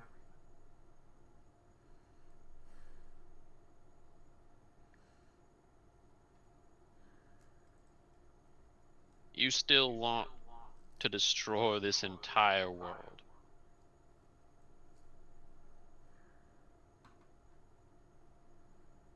Because I want to destroy this entire world too.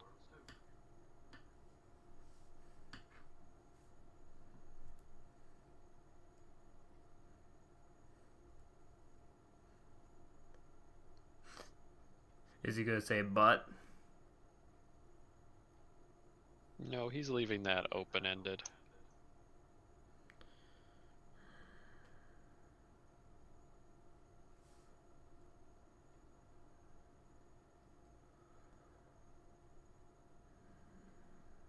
I'm starting to think the entire way to destroy this world, however, is by putting a bullet through you.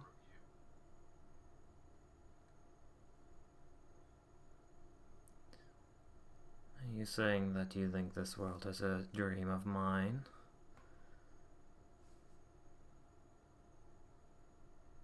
Priest sure seems to think so. Hmm? The priest sure seems to think so.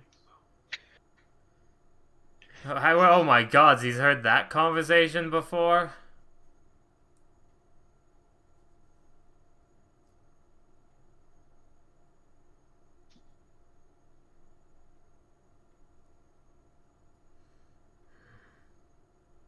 Believe me, he's no better.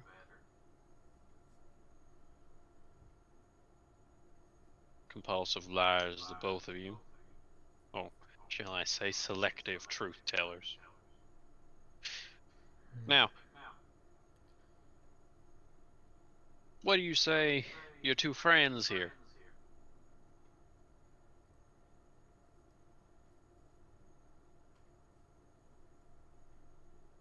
What do they know about you? I don't think they even believed in magic before this, and probably still don't. They probably think I'm some sort of insane zealot of a cult.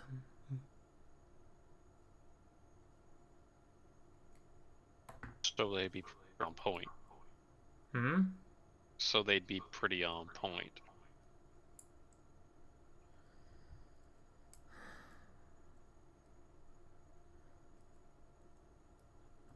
Have you not begged her reason that that's what you are right now?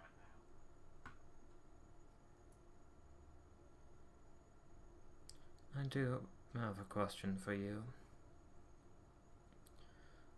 Were you involved with the attacks on the magic schools?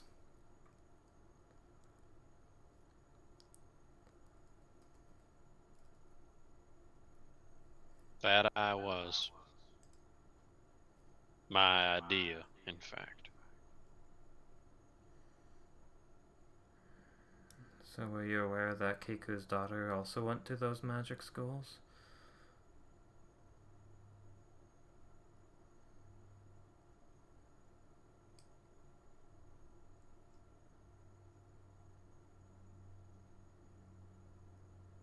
No, I wasn't.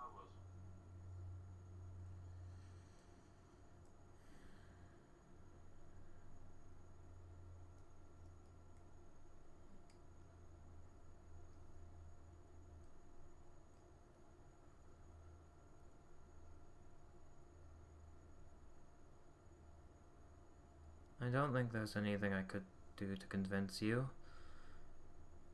I could expend all my magic, you could beat me until I lose all concentration, but I do recommend you talk to Dyer before you make any decisions. It's not a trick, as much as I am horrible. And yes, I do make falsities and lie to others and tell partial truths.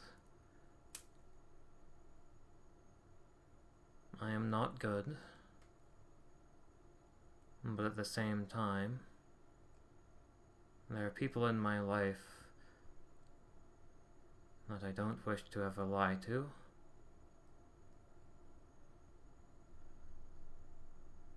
People I wish I could just tell the truth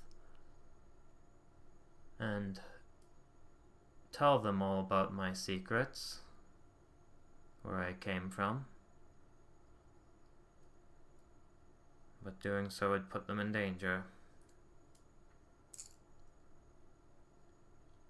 She's still shaky.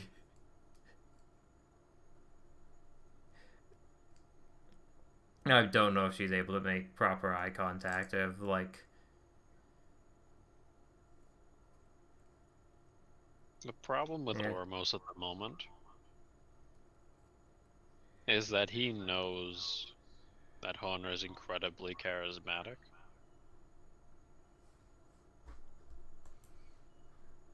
So he seems to be doing the biased thing of not taking any of her words as honest.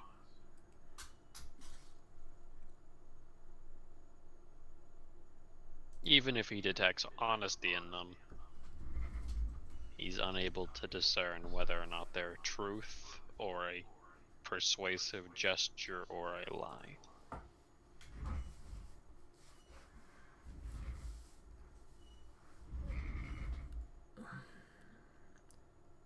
Would you like me to try and do facts?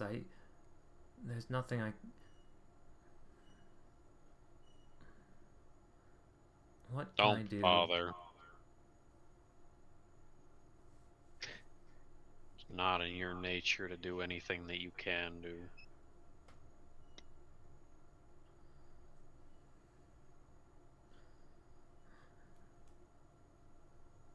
There'd be no point in beating you senseless either.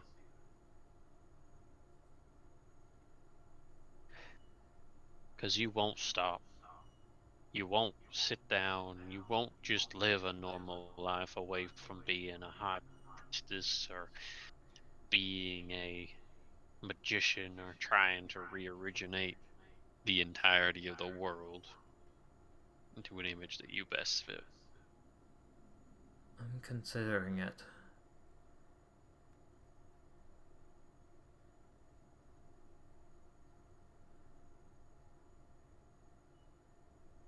I want to live more than anything else. I don't want to die.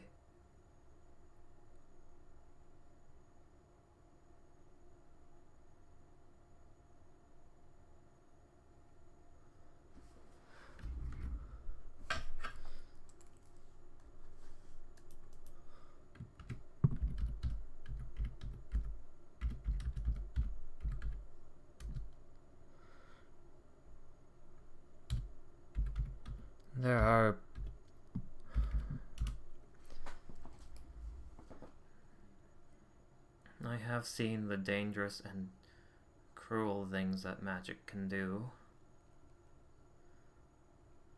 In the war, there's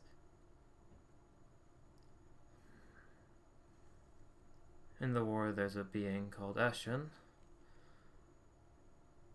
whose mere presence and aura causes things to die.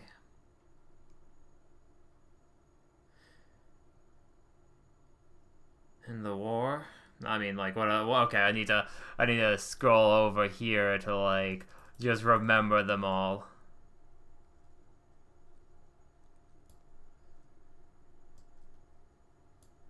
All the crazy people. The ruler of this province summoned an assassin that was able to disappear in the blink of an eye and is far more dangerous than the previous assassin of the war, other than perhaps death itself when it was summoned.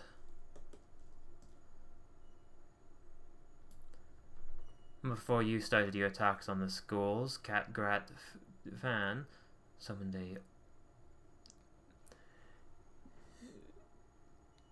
a zealot from the time of Fairbros.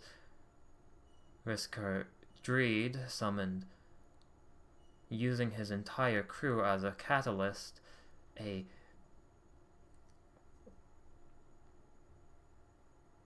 lancer that had been corrupted in some way of black, Canis, a impenetrable soldier loyal to whoever who summons them, and invincible on water.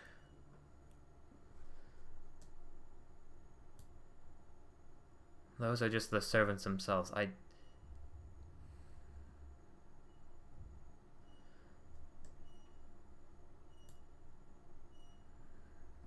Even if I were to get rid of my wish, just like you are fighting mages in order to save the world, or destroy it, or just to make sure that they can't do anything, I am fighting these people.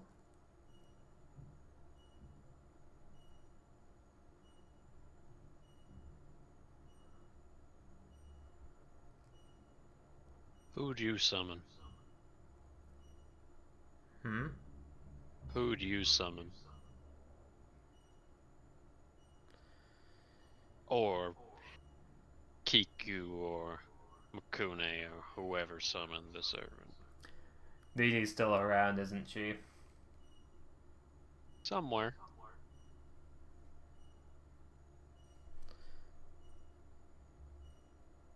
A liar and a trickster like me.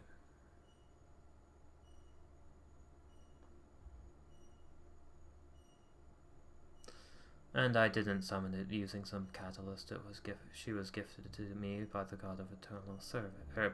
I think she would say the lower of living. Alright. And I'll give you a proposition. Boss, you are to make disbanding of your servant. We're gonna remove all magic capacity from you. And you're gonna join us.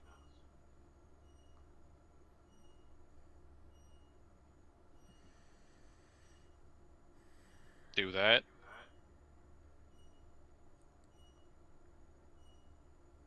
I mean, you can live.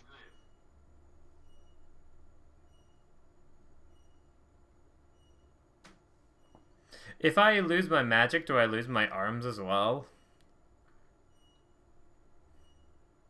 Yes.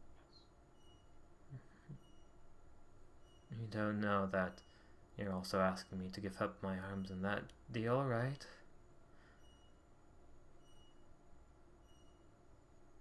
That's fine.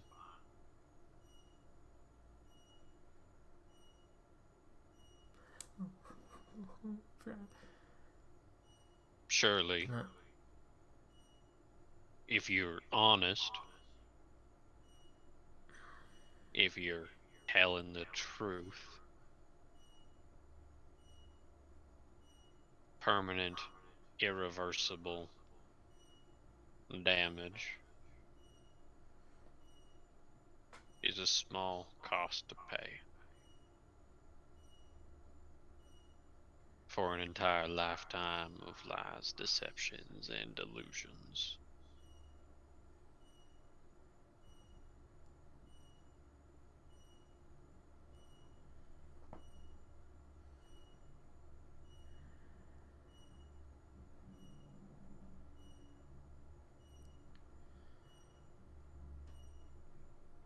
Mon ami, I have heard enough of this prattle.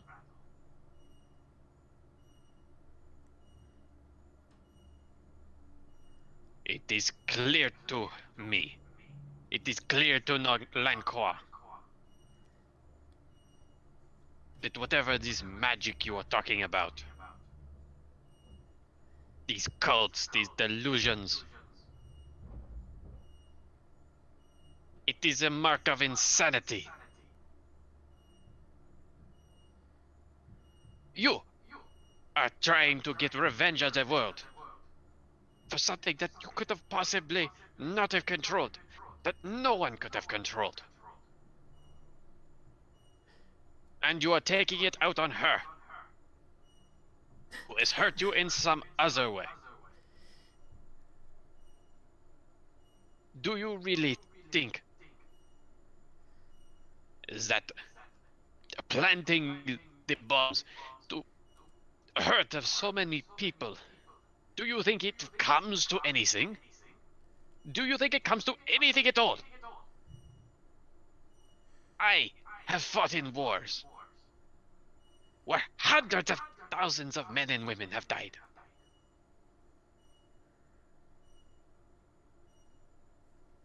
These wars were to protect us and make us greater than we were before. But it left so many hearts have broken. So many lives have wasted along the ground. So much bloodshed. So that we could put together a system. One where people could become better. All you wish to do is tear them down and create a system where all that bloodshed is necessary to come again. Arrogant to the world of the past. You just fight using different weapons they gun, but the same amount of people die. For you to undo years of what we have done to come to this point.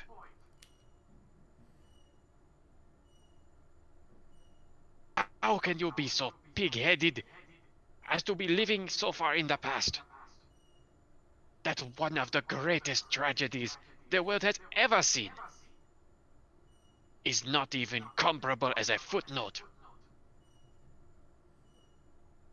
You have lost people close to you. Oh, but I, Lagua, have lost everyone close to me.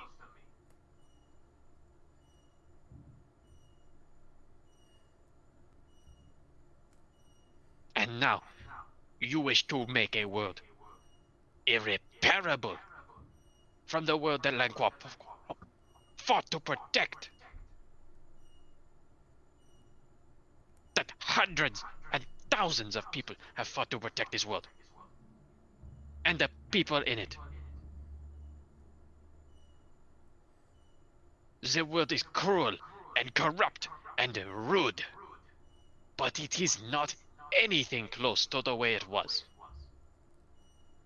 Barbaric, insulting and savage.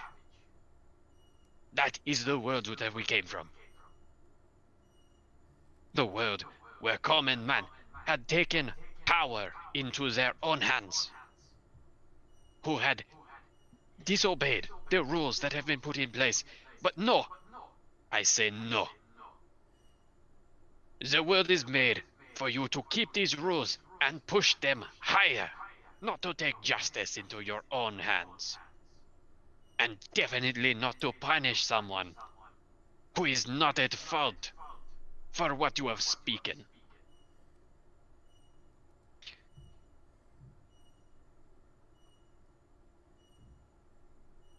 I cannot believe The insincerity and lies that have permeated the soil.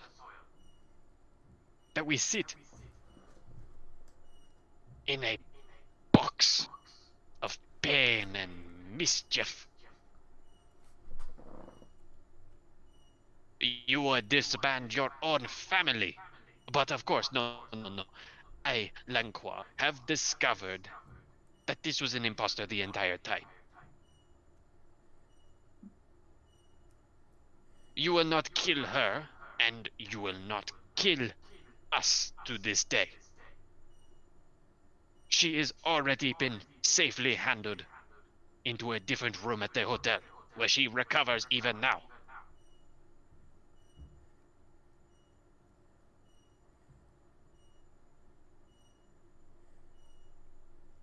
I think it's about time you stop provoking the man. The two options that you have here are to kill us, or to kill us in your sense of false goodity. And I, Langqua, do not believe you have the power to kill someone that you know is innocent. Else you would have planted the bombs yourself.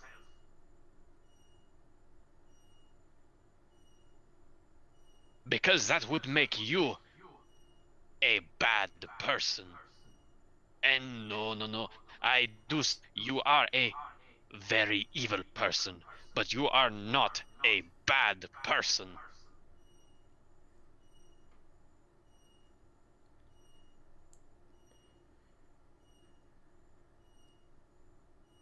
Langqua is fuming. Yeah. I mean, I love Langqua now. He's my favorite. No one's gonna hurt him, right? I want to make sure no one's gonna hurt him. And the dread of the feelings of this madame who has faced more fury than you have ever thought for. Oh golly, he's even saying I've suffered. Ah!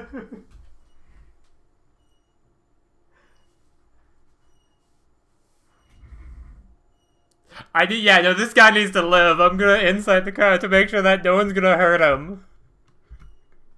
I must protect Langqua.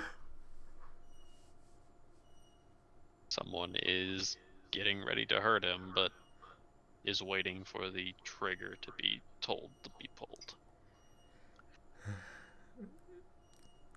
My eyes are like more or less making like I will jump in front of a bullet for Langqua. I'm just gonna keep an eye to make sure their fingers don't get itchy because she doesn't actually think that Ormos is going to say kill them. After all this time, she still has faith in Ormos. Everyone else in this room is kind of, iffy. Who the hell do you think you are? Who the... What are you? What even are... Why are you here? My name is Langqua Brigand, and I have come here because I have smelled injustice afoot.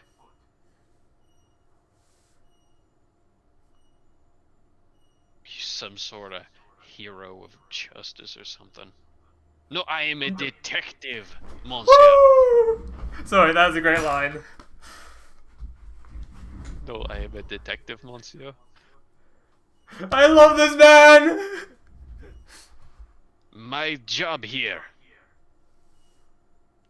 is to find the people who take into the law their own hands, who commit evil while believing that they are doing something that they need to do. And I am also the one who solves cases before the murders even happen. I am the world's greatest detective. And you are the world's stupidest child.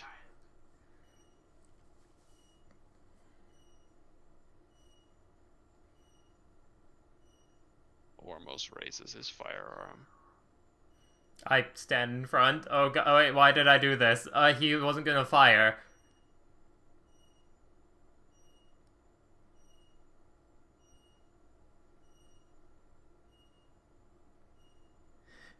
Wow, I was so ready to protect Lane Qua Honro moves without thinking. It's probably gonna make things worse.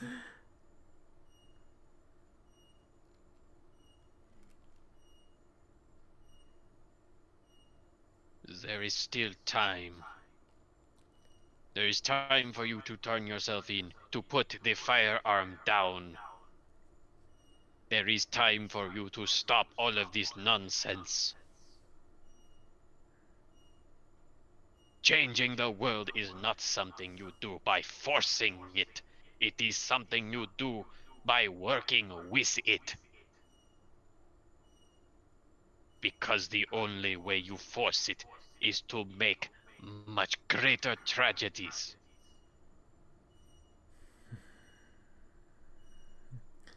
How many more have to die before you understand? Honra, no, yeah, Honra is delusional. Yeah, magic and shit is real, but like, she is so delusional. Oh gods. Explains some of the delusion. But to be fair, she's been moving away from that delusion, trying to work with the world, but I mean, okay, oh.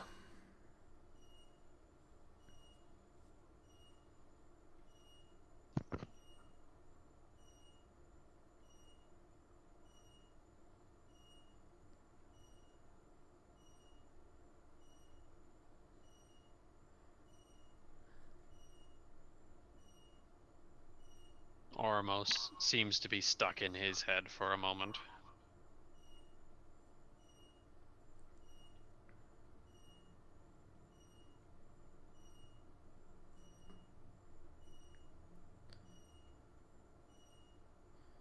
You don't know anything.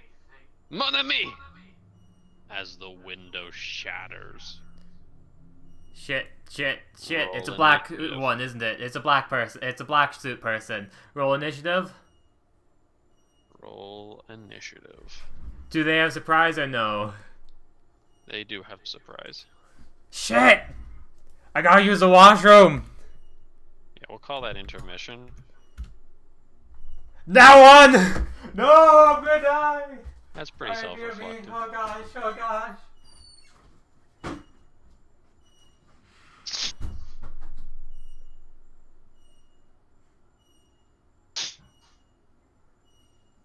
Do we have an Ormos photo? There we go. We got an Ormos photo. I'll set that up. There's an Ormos.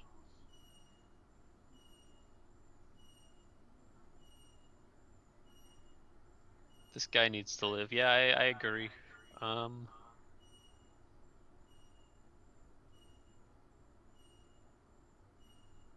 Yeah, summoning summoning oneself would be really funny in an HH, or just like a Grail War of some sorts. I think that would be funny at least. For Lanquo, we're gonna use.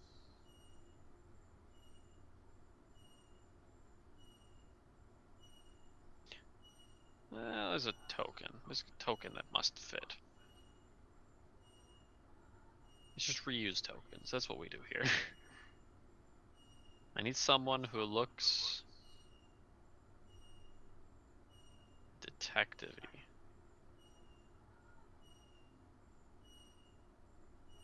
Who is a detective? You know what? You know what? You know what? May not work properly. But detectives are usually alcoholics.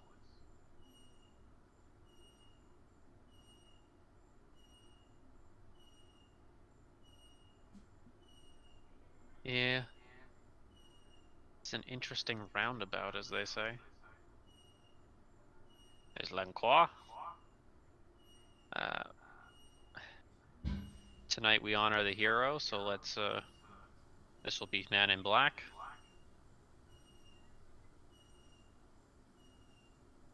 And we'll use Rock Golem for these other nerds. I feel like this campaign we don't get into a fight a whole lot, so this is like rare.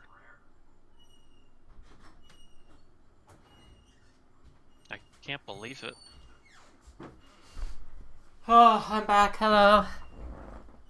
I'm setting up the field and then I will also be back. Okay. Oh, fuck this shit. I hate it. Oh, Langquas! Langqua! You've become the best person! Ah! You will survive! So, there's a very interesting narrative that's going on here.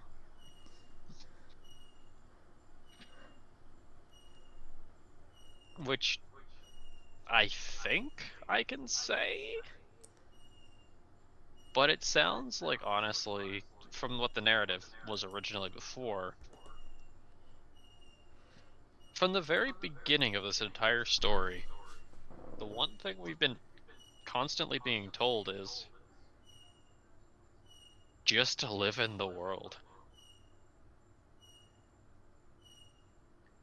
Yeah. And this straight up told us that we don't know anything goddamn about it. Which I thought I did research, but damn, yeah. The war. The only research we would have needed to do would be to further our own ends. To survive. There's a war that happened. And that's, like, I mean, we were worried about mage society and getting into mage school and general history. But that But shows mages a are certain above that. They don't look at that stuff. Yeah, Langqua is not a mage. He is not a mage at all. This dude is not a mage in the slightest. But he just outlined the entire problem with mage thinking. They are so stuck in their old roots that they would reverse the course of what the rest of the world has made. Oh! Oh my god, is that calling Ormos out for that when he's hunting mages? That's amazing! Yeah. Langqua's entire shtick is you literally are living so much in this past of delusion that you would essentially rewrite a world war and go back to suffering. But that also very much shows kind of what we're doing and what mages are doing as well. We want to re-originate the world, which is straight up kill everyone essentially. We're all dealing with extremes, and the only person here who's actually been through an extreme Is never Langqua. wants to see it again. Yeah. This guy's like, why are you trying to start another world war? And that's kind of what we're doing. We're literally in a holy grail war. Might Yeah, as but well at this be. time, yeah. We're not fighting to help the world. We're fighting to help ourselves. Yeah.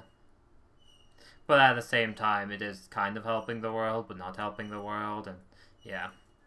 It's not helping this world, it's helping all of the world, but that's, yeah. Langqua might actually be a humanitarian. Langqua better survive, oh gods. I don't want him to die.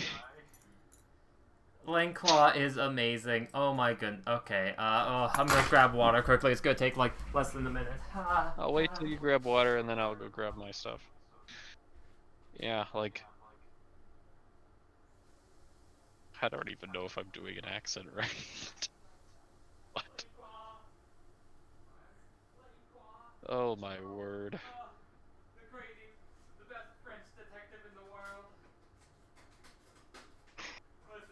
The saddest part is this guy is probably just legit, this guy is probably just a story. And that's the most, like, sad part about him. Because there is some very serious cues to make it apparent, or make him seem like he might not even be real. Might not be a real person. I think it might be Dee Dee. I thought about it. Like, Dee Dee, is he yours? Because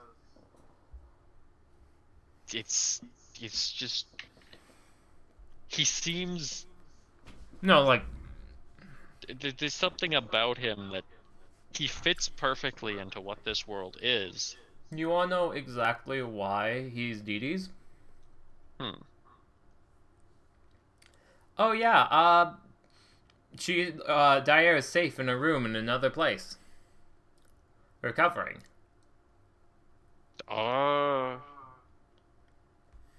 And she's skilled enough to at least hide him. She's not skilled enough to make herself presenceful. No, he's absolutely Dee Dee's. That lines up beautifully. Hold the fort a little bit. I hope not everyone dies. We've had one party wipe before. We don't need. I don't want to die again in this game.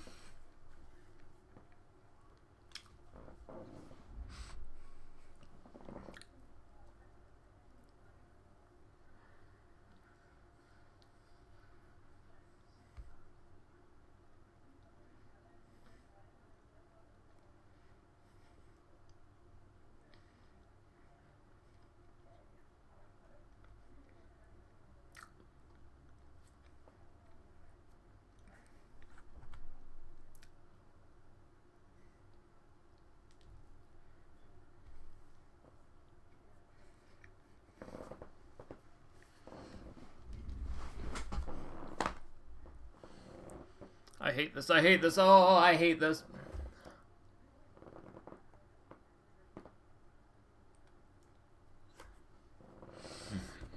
The suspense is killing me, oh. Manqua's the best. So me and Justin have been talking about like getting TJ and him avatars. I think Justin needs to be Lanqua. Scrap all the other ideas we've had. We just get Justin to draw Lanqua, and he's Lanqua.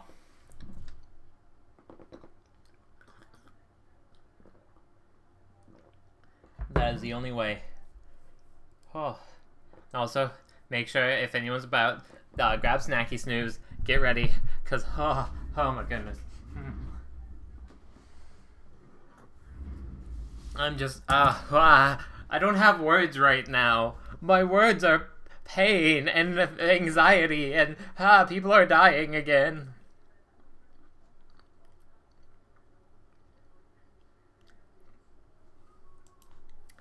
Because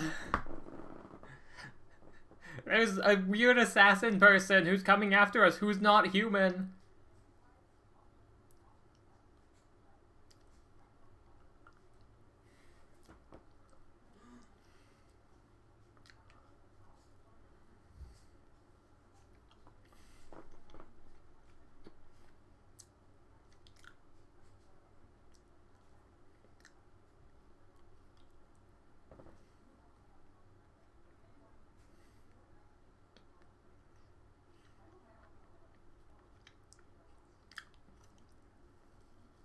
Also, fake Dyer sucked. Oh my goodness. Can you believe that? I was like, hey, you saw me like in a dire state of like panic and pain and like anxiety.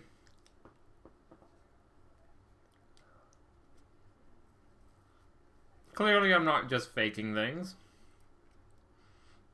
But now she was like, wild mages. I'm not a mage. I'm not a mage. I'm a high priestess.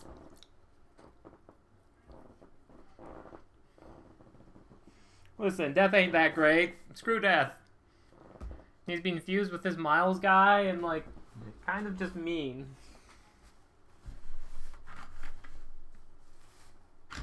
Maybe if Death was cool. Maybe if Death was Batswamdi.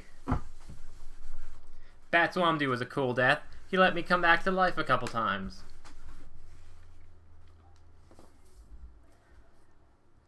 Too bad he got, like, outed as the god of death because, I don't know, god politics or something. And then God was like, the death god was like a bone skeleton monster until Meldrew came along and killed it. And then it became a small child.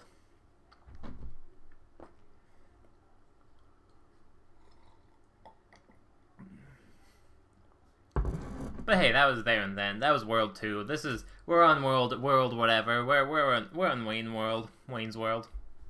That's a TV show. Oh golly. Oh my goodness. Also, oh my god, I just realized something. My character's a midget practically. It's like 4'7" or something. Probably standing in front of Lane-Quaz, who's 6 foot. It's like a kid being like, "Don't shoot Lane-Quaz! Lane-Quaz!"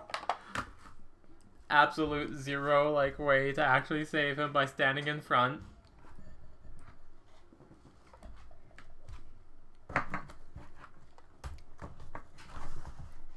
Oh.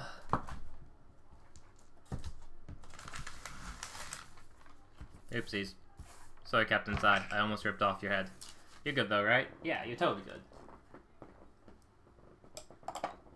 Oh. Alrighty. I need that. One second.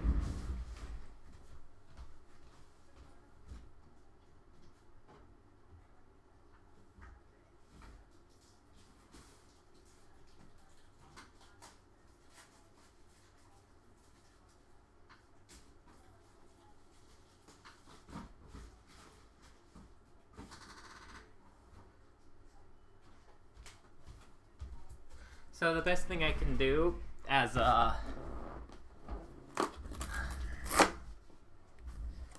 my character, by the way, the best thing I can do is get Ormos, the guy who's gonna kill us, to attack the other guy who's not gonna kill us, because like all my magic is like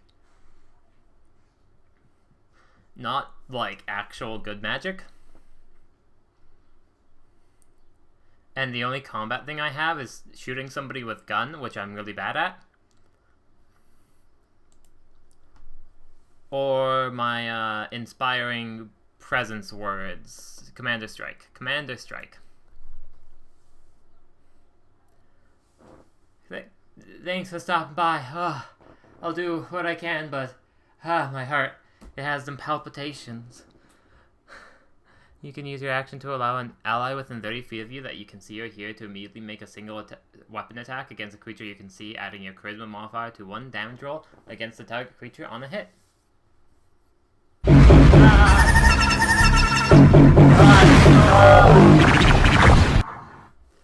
Sorry for anyone who has headphones. I think ow.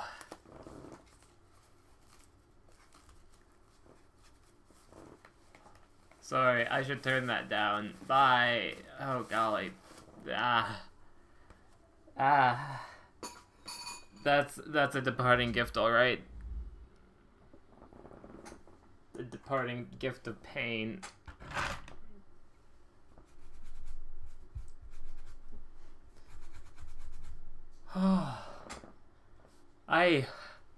I'm still going, don't worry. Fred, I'm not done yet. Umbra's just running away. We aren't over, I don't think. We're not over yet. It's just Umbra going away. Yep. But if you have to go, you gotta go, don't worry. There'll always be the VOD. Somewheres.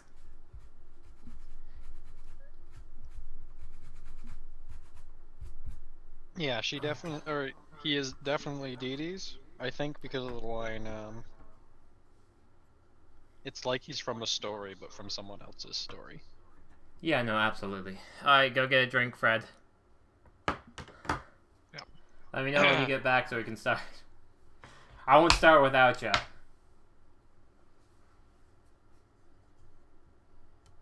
I just need, I have a quick meal to consume really quickly. Oh yeah. I'll just do my makeup for the time being. Oh. I am just like Adrenaline pumping still. Oh.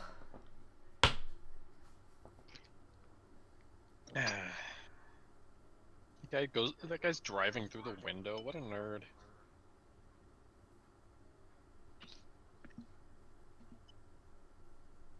Can you believe him? Wait, did he drive his motorcycle through the window? Oh yeah. That's such a Torn thing to do. Maybe this is Torn's right.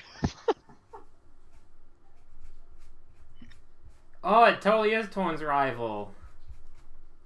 And he's not even human. Oh my goodness, it makes all the full sense.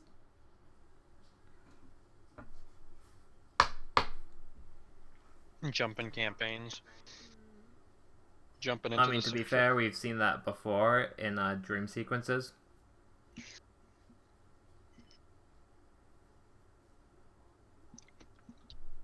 But in this case, it doesn't make much sense. Oh no, I don't think he even knew about Torn's rival. I don't think Torn has even been written into the server. Yeah.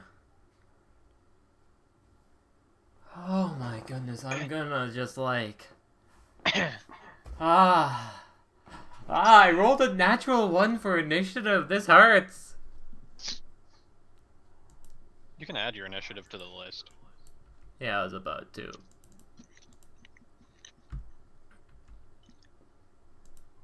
No, stop it. Stop it. Stop doing that. Okay, 3.3. No, 3.2. The question I have is, who is the motorcycle dude? I don't know. I assume it's a nameless. The nameless of motorcycles.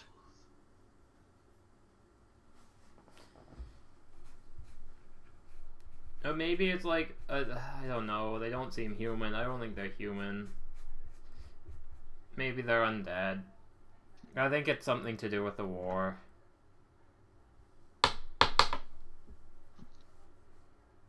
It could be one of Malik's guys. That makes sense. Seeing a foreign master go into his home turf, he could have sent like an assassin after us. But he wouldn't think we were masters. Exactly. He shouldn't have. Yeah. Well, his assassin is Zabayashi. Yeah, and well, he wouldn't send Zabayashi after us. So yeah, it could be. Zabayashi gets the info, but Zabayashi would just kill us if he found us. Hey, he needs to keep a servant close to his chest. He also doesn't have much of a reason to even come after us. You're mistaken. He doesn't need a servant close to us. He doesn't need his servant close to him. Right. He's a god.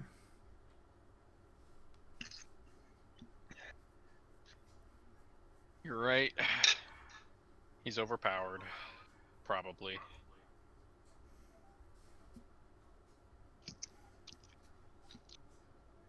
It's interesting how magic is perceived in this place.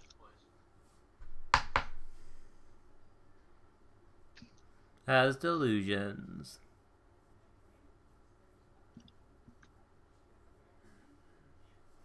No, but like they have magic killing terrorists here. Oh yeah. But they also have a guy who they believe is the incarnation of their god ruling the country.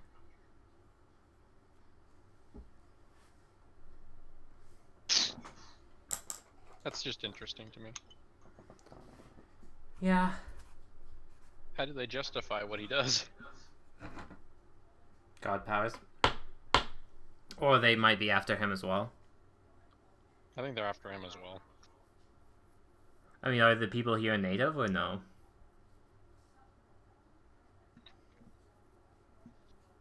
Well, Ormos, the direct looking chick, ain't. Yeah, but like everyone else in this group. Yeah, they look like they're from here.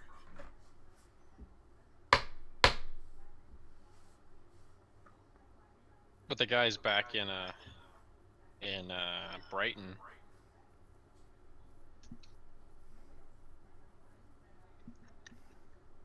They look like they were from Brighton too.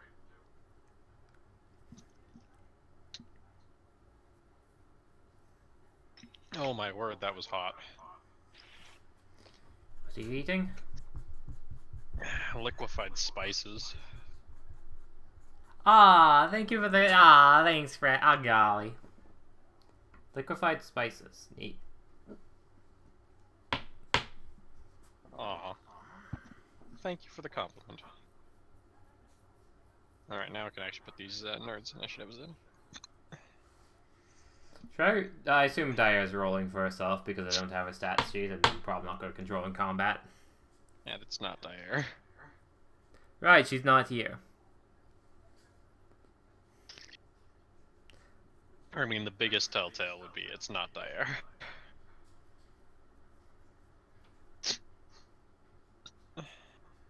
Surprised she handed you the gun. What? I'm surprised she didn't keep the gun to herself.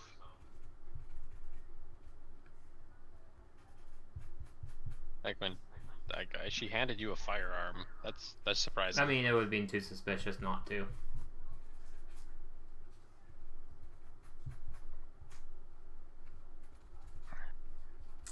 Even how she got into the motorcycle. Too natural.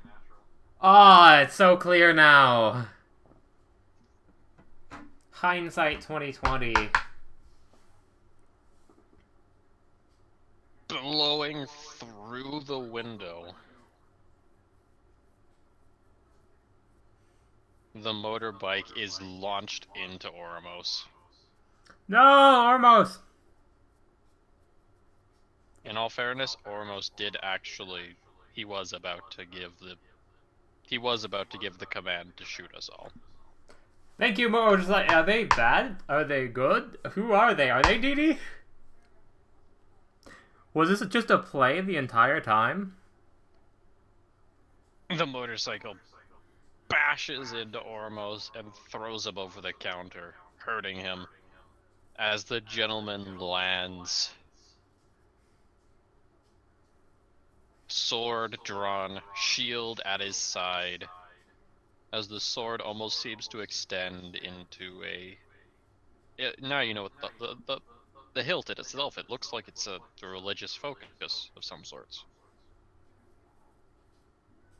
Not one you've seen, but a religious focus.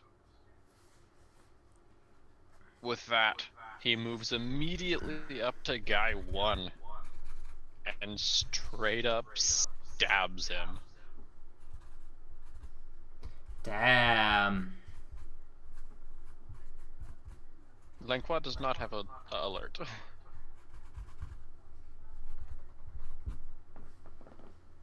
Is Guy on dead or no? No, and I might as well actually put them on to the initiative. Guy 1's fine. I wouldn't call him fine, I should say, but he's definitely not dead.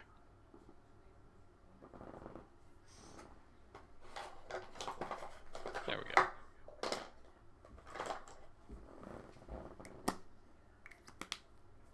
And that's surprise round over.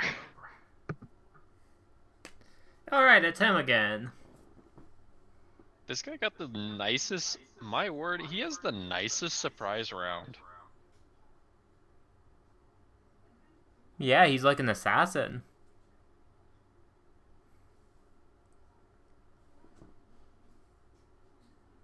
With that, his armor almost seems to glisten against the dim light as the sand rushes in. He poises his blade. It glows a divine light.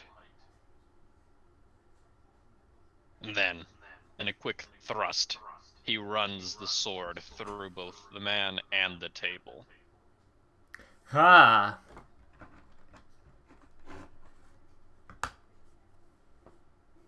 Now Guy 1's dead.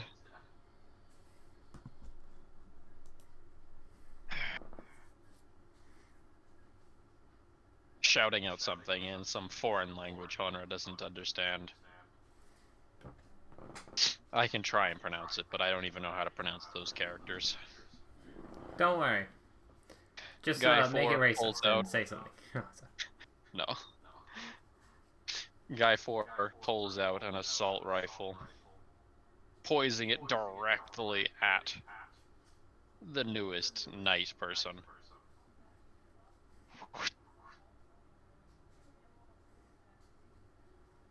It seems to have a burst of 6 rounds. Some of them manage to land, but overall, he's looking still kind of fine.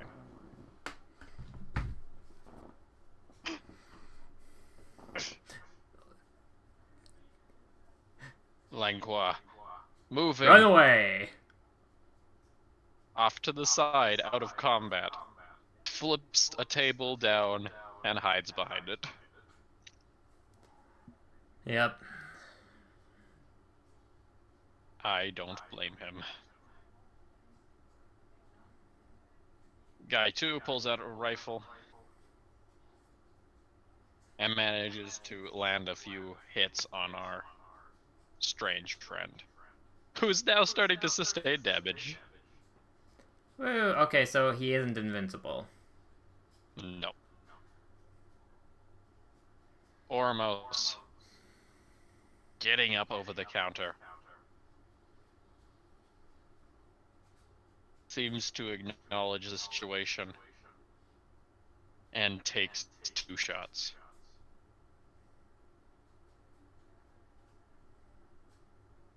Honra, you suffer 11 piercing damage. He shoots at me? He shoots at Honra.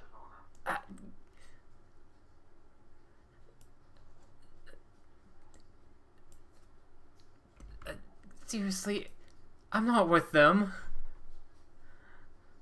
They were chasing us down earlier.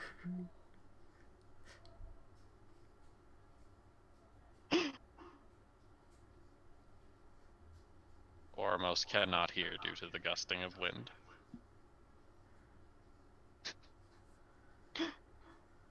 Oh. Guy 3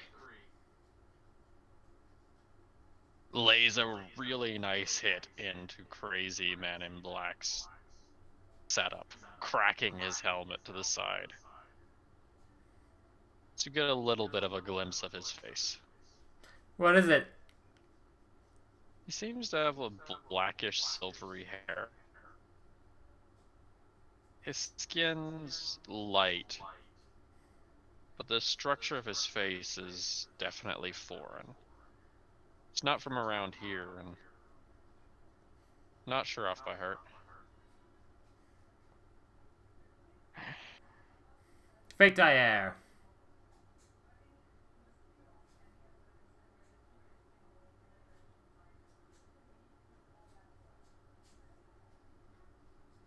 Well, it looks like you're getting an execution a little early. Is she shooting me too? She is shooting you too. I hate it. I should have casted shield. Dexterity saving throw. Okay, apparently that doesn't help.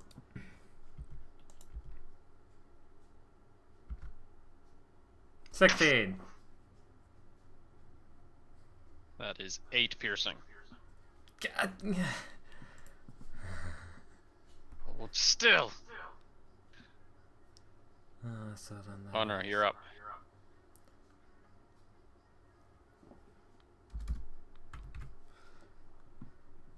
Sorry, I'm just adjusting my HP. 19 total. Alright, so how far away is the door? Because, like, fuck this shit. The door will provoke an attack of opportunity, but you can get out in easy 30 feet. You're 10 feet away from the door. Where's Ormos? Ormos is across the bar, probably around 50 feet.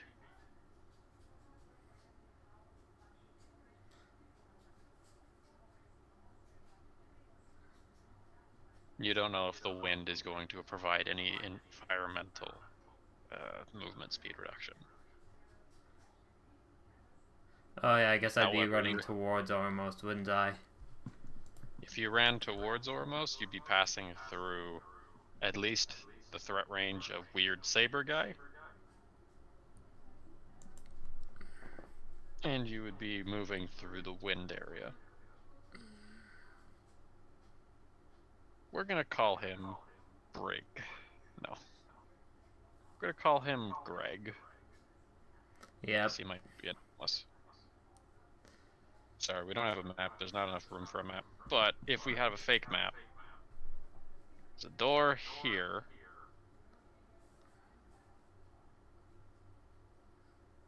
Door here.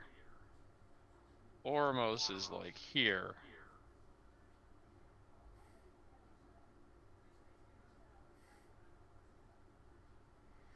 And the door is where... Wait, no, we can't even... No, because this wind's gonna kill us if we hop out on the bike. There is no running. No, there's no running. I mean, you could make it to a sheltery area, but that's not gonna save you that much. Langqua is over here. Is there a hiding space within 30 feet of Ormos? You could hop. Also, are we missing somebody? We had... Yes. He is left. He is gone. Okay. He has run out the door. Gestalt has run away. He is the only person who was not actually surprised. Okay. I guess I go take cover with Langqua. And, expose this boy to magic, I guess. You'll take the attack of opportunity? Oh, wait, who am I next to?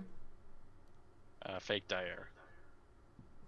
She shot me, oh, what was her AoE spell? Shotgun. She is gonna have... Oh, fucking hell.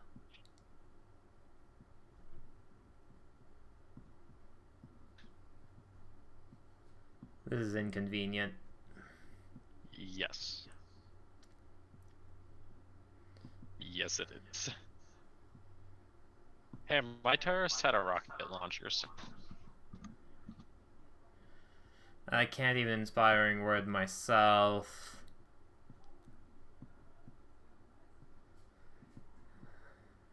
No, the only allies it seems you have right now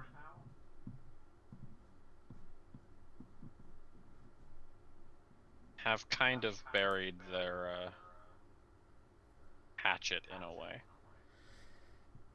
Yeah, no. I think I have to action disengage. And run out the door. Run out the door? Or hide behind the table.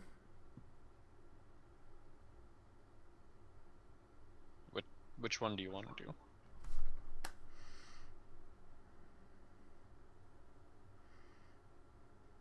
I'm gonna assume Langqua is on... Well, we can't even drive away because of the Desert Storm, right? Yes.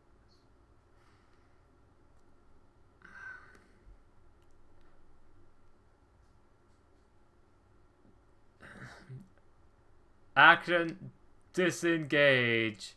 I'm gonna say... Execute me after this is over, god damn it. Not goddamn, but execute me when after this is over, okay? That thing's not human. Hide behind the table.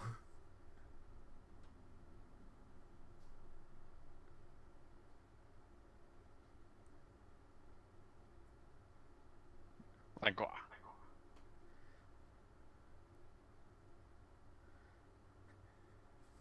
I don't think no one's injured, right? Yeah, no one's injured. They're just dead, except for me, and I can't heal me. The undead dude is, or monster. Whatever we want to call Greg. Yep. He's injured. Could heal him. No.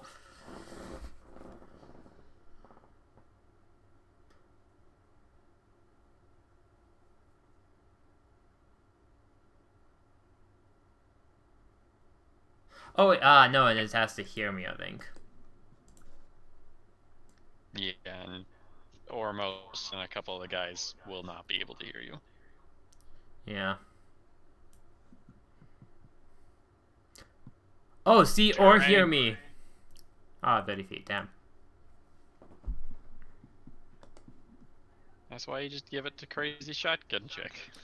I might.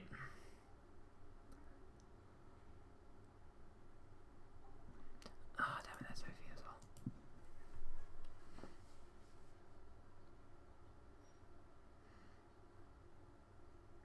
This Get, feels oh, like a bonus action. Offer the gun to Lane Qua if he wants it. She looks. I don't know what to do. Like, I have this gun and I'm not good with it. He's apparently better.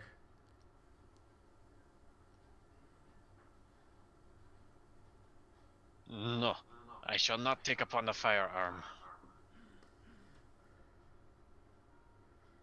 Alright. I can respect that.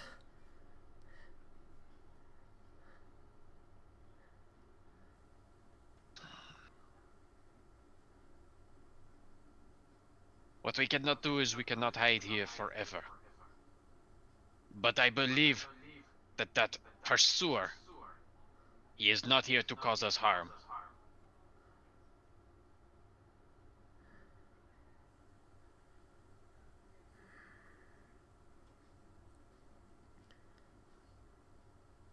Although I cannot respect upon his methods. It is for him the reason that we are not being filled with the gunpowder. I'll message Dee Dee and ask if we hop on the bike. Is there a way for you to protect us from the desert storm?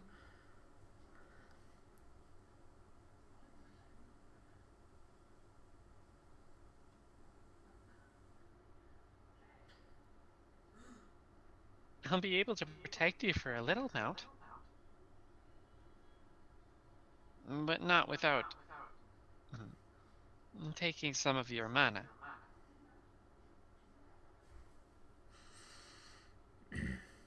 That's fine. Lane Qua, make sure it's quiet. Make your way to the bike. I have a plan to get past the storm.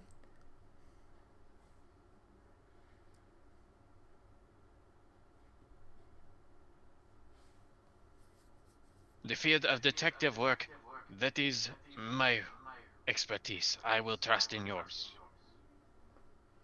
Ah, Lane Qua's the best. Can he be my new dad? I never really had one, and I kind of want this guy. Alright, end turn? I mean, yeah, I'm behind the table. If I make the move now, it will just be suspicious. I don't want them to chase after me. I want them to... Because Honyo was honest about the whole, like, yeah, execute me afterwards. I didn't know if I was going to run or not.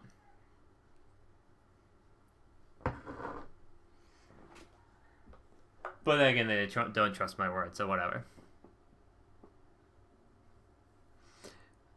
Presumably, Greg might go after the girl that was attacking me. You can't quite see him, but you get a bit of a glimpse. You hear a large chatter as he clambers probably his sword and his shield together. Oh, it's a skeleton, isn't it? It's an undead. Then the humming of energy. What the hell? He's a mage! Get him! No, he's a paladin.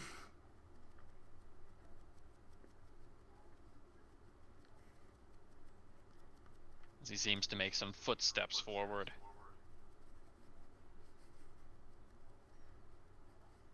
I'm not a mage. In case you're wondering.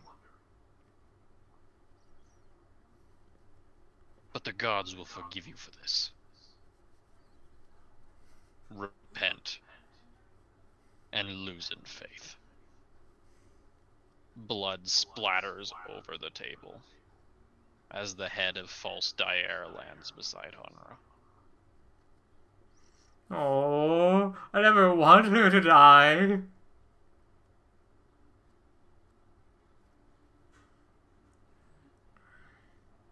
There's a bit of yelling as another automatic weapon goes off.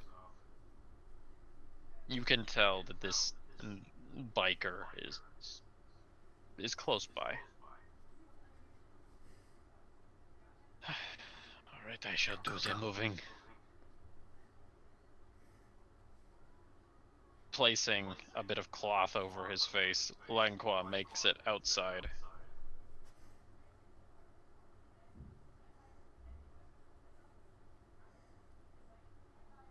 You very, very muffly hear Guy 2 yell that the French has got away. Okay, so it's don't hold up. Essentially, is oh golly. Use my dash action is essentially what I'm getting from this. Dash might be a good idea.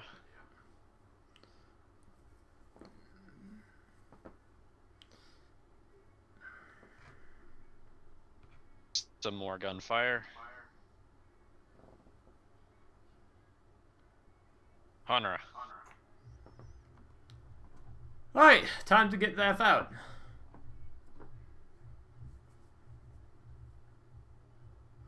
Movement, action, bike, and then get... You make sure cover face, mouth, and then get,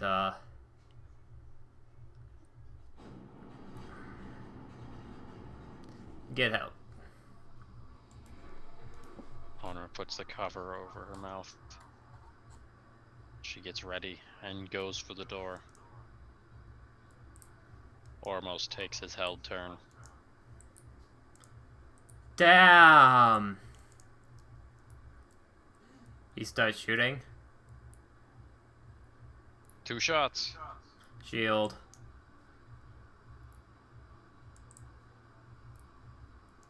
Shield ends up barely making both of them miss as Honra gets out the door. Oh, okay.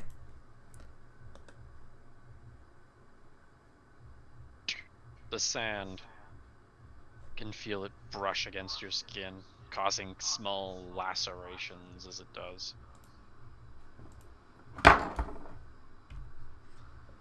This is a bad storm.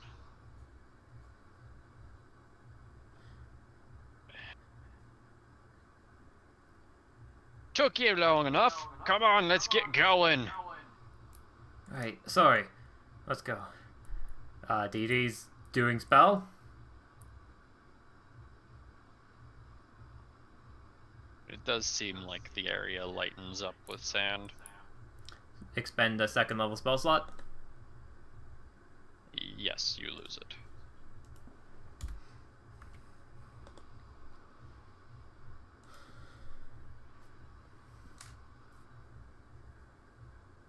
Out the door comes the strange man dressed in black as he leverages a pool cue in between the handle and the frame, placing both his sword and shield on his back. He's making a full-on sprint.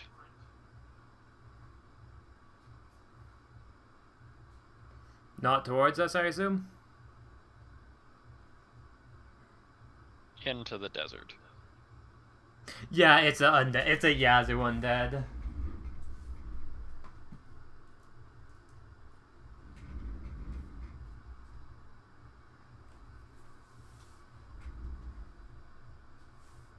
Sound of fire being shot out through the hole becomes prominent.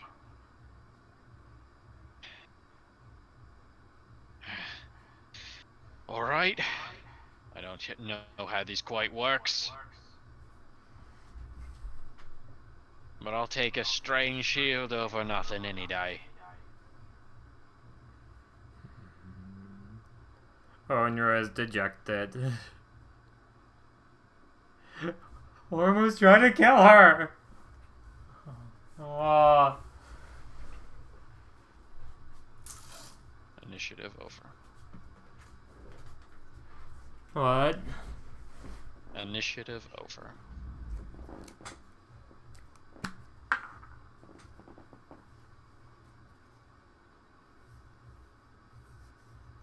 There is no way that they can follow us into the sand.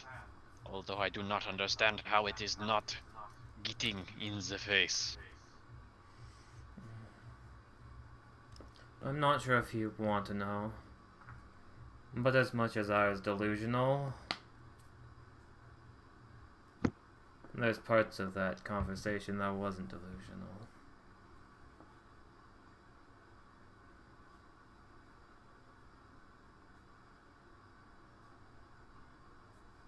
I do not know quite what he means of this re-origination. But I do not like the sounding of it.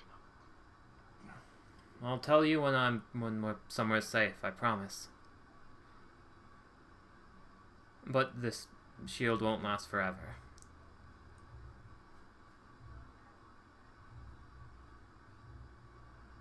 But tell to me just one thing.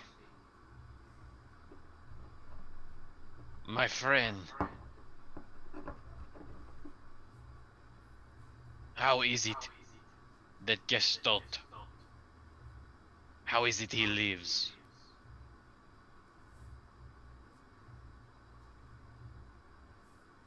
Gestalt? What do you mean? How is it that Gestalt he lives? Oh, Gestalt is supposed to be dead? Yes.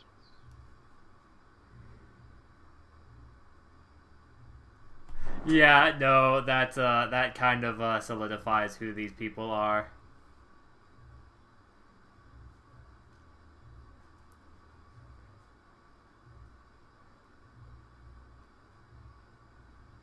Most likely magic. Does it adjust? Hmm? Well, does it adjust? Oh, he says well? No, I said well, doesn't adjust.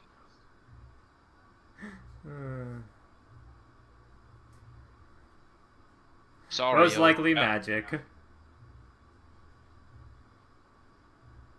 But I should have known I was never gonna be able to fool you. Besides, you're the world's greatest detective, eh? Oh, it is Dee Dee, okay. The facade fails, revealing long, purple, flowing hair. As she stands ornately, not even looking at herself driving. Cosmically standing in a sea of sand.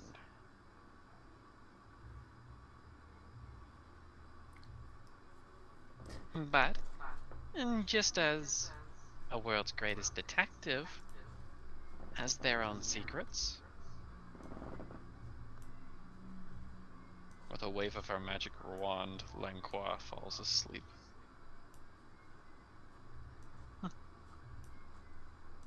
The world's greatest performer also has her own.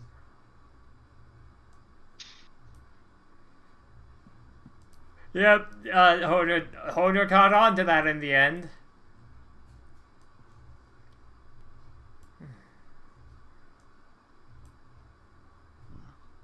It would So is seem Langqua a real person, or was he a construct all along?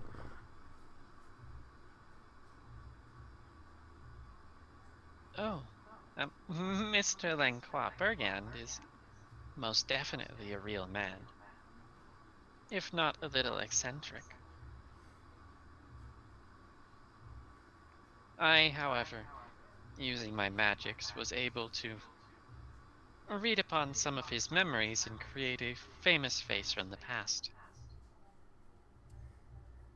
I'm only surprised he was able to see through my modifications.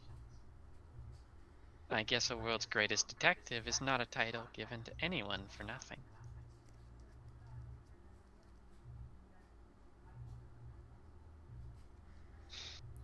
At this point, he's right. We need to work with the world and not against it. And he is a part of the world.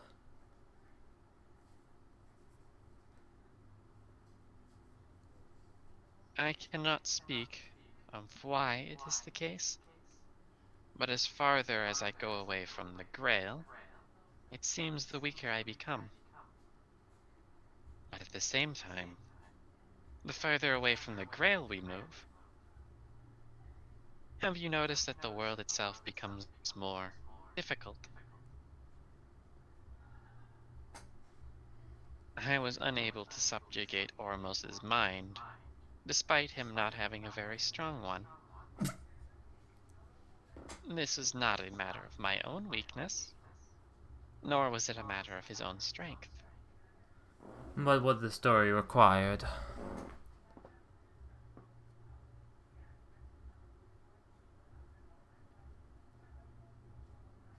It took some time to realize, but it seems that Yazoo Bizzlemith is also keeping his watchful eye on us. Yep, no, she actually she caught that. She caught that one. Just like a mid thing, Fred.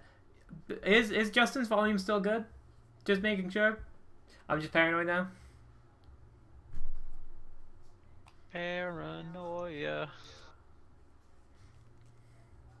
No, that was a traumatizing event.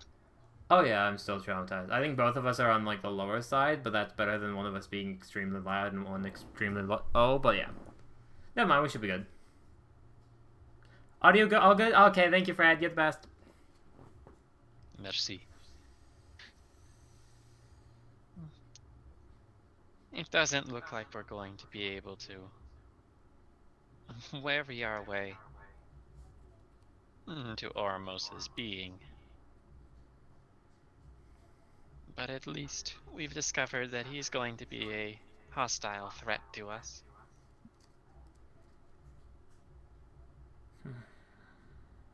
I would suggest simply killing him off or using him to our own ends, but at the end of the day, it's better that we just disassociate with him. You know, all of those things do sound like the easiest, and perhaps I would have been tempted in the past. But I don't know if we're going to be able to. We have Dyer back for a reason. And although it might not be solely to get Ormos back, I believe that is a win condition still, despite him trying to kill me. And perhaps that's mistaken. Perhaps he's gone too far, or that was the real Ormos, right? Without a doubt, that was the real Ormos. The very same Ormos that you've been traveling with for some time. Okay, so he's a fake one. Okay, that's good to know. He's real, he's more like a storybook, but not actually the real one, is essentially the thing is.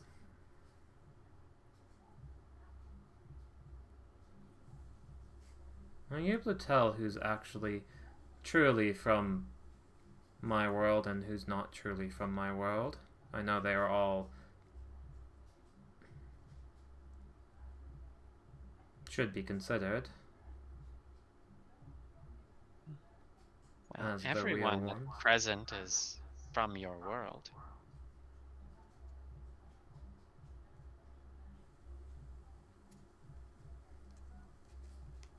But certainly you have changed a little, deviated.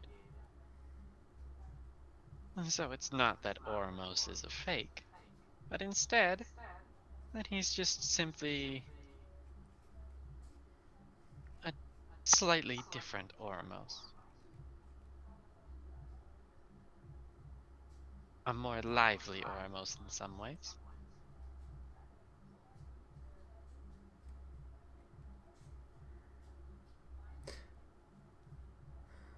But you would be able to tell that more.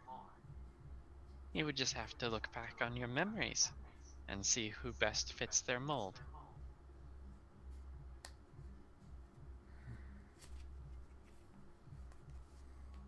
Hmm.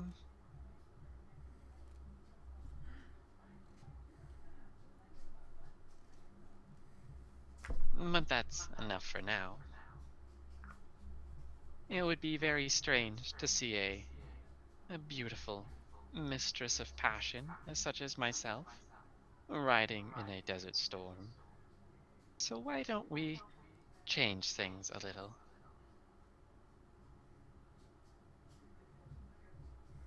Waving her wand, Honora and Lenqua feel a rather rustic, really hard black leather suit form around them. As she takes the appearance, once again, of the deceased man, this time wearing official gear. The front and sides of the bike solidify a black vinyl of sorts.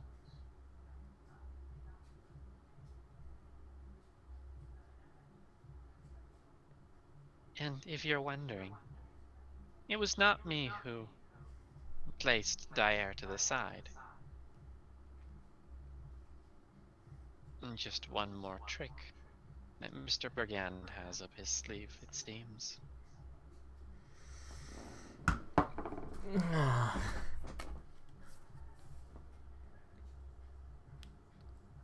Well, I can't wait to get back to speak with them then.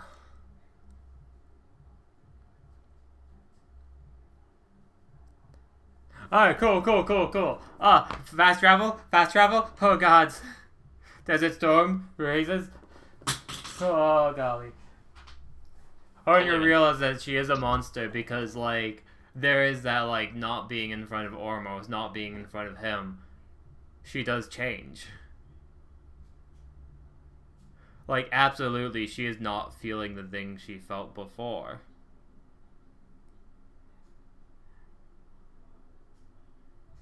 At least not heavily as much. Is that...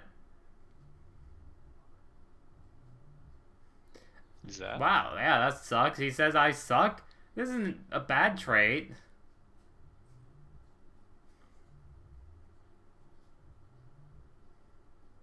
Now you have to find a way of winning him over. Sucks that the playing card that you had to win him over was kind of not. It's not even a goal of winning him over, though. My goal is to get Dyer to speak with Ormos, and that's about it. Not necessarily so she can win him over, but so he can have somebody in his life.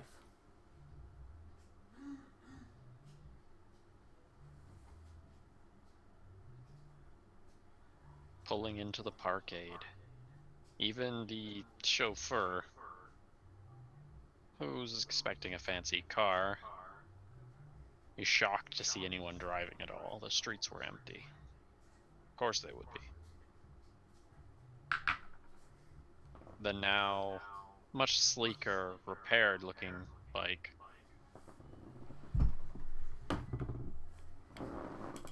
I'll give him extra cash as a hush money thing.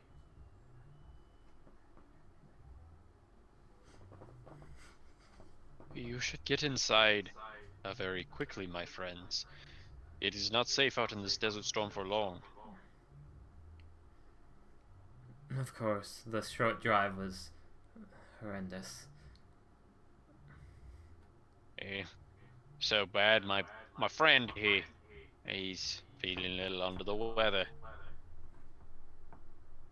Throwing Langqua over his shoulder. If you don't mind, this place is somewhere neat.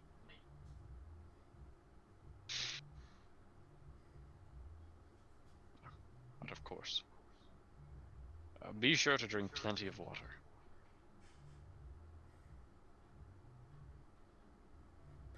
I hope you don't mind much, but I renewed your stay for another day. A little behind your back, you see. Thank you.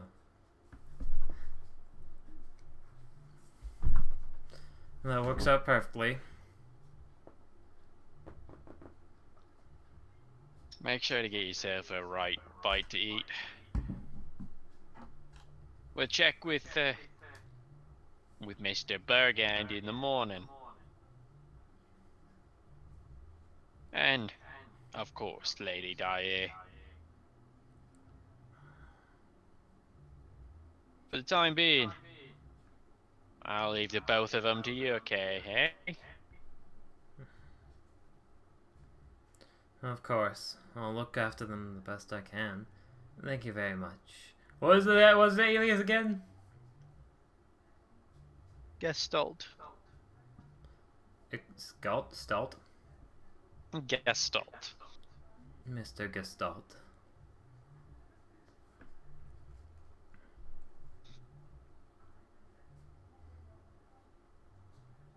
Lengqua is placed in a separate room, while Dyer seems to be carefully asleep. She must have had a fever at some point, but it seems to have died down. Her skin has darkened a little bit, and her hair is a little more blonde. But now, Honor is convinced this is the real Dyer.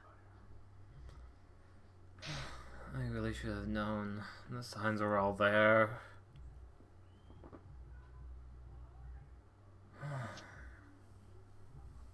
Oh, Honora, welcome back.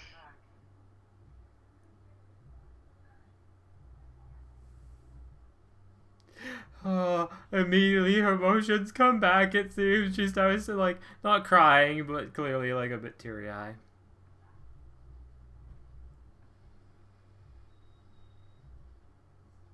I'll sit down next to her. I'm sorry, immediately. I lost you at immediately. Immediately she, like, starts to not, like, cry, but get weepy, teary-eyed. Her emotions come back again. Okay, you good? And, like, she sits down right next to her. Did you bring Ormos back? I really wasn't able to do it without you. Oh. Sorry. No, it's not your fault.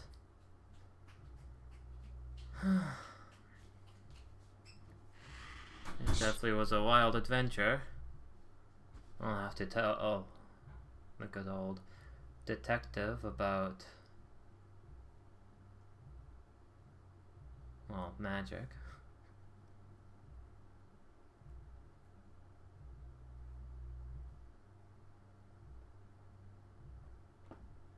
I'm surprised he didn't already know. I wouldn't think someone that mindful would ever fall for a spell. I don't think anyone would have tried to cast a spell on him. I don't think that mages are as prevalent as we once believed they were. At least how much I believed they were.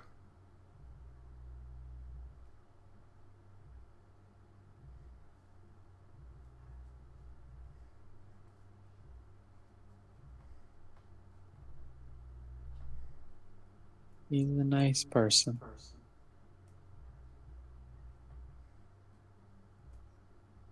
I feel bad for dragging him into this, but I'm also happy at the same time that I did.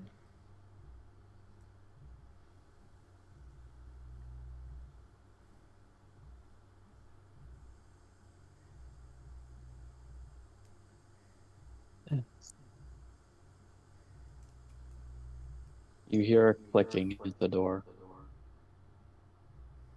semi-alert.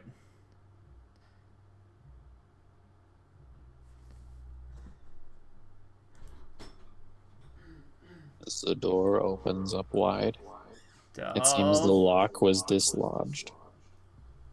I'm gonna motion for her to like pretend to be unconscious and stealth.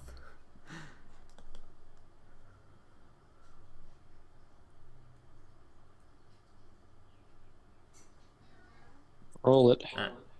Getting ready to stab whoever this is in the back. With your letter opener? Yep.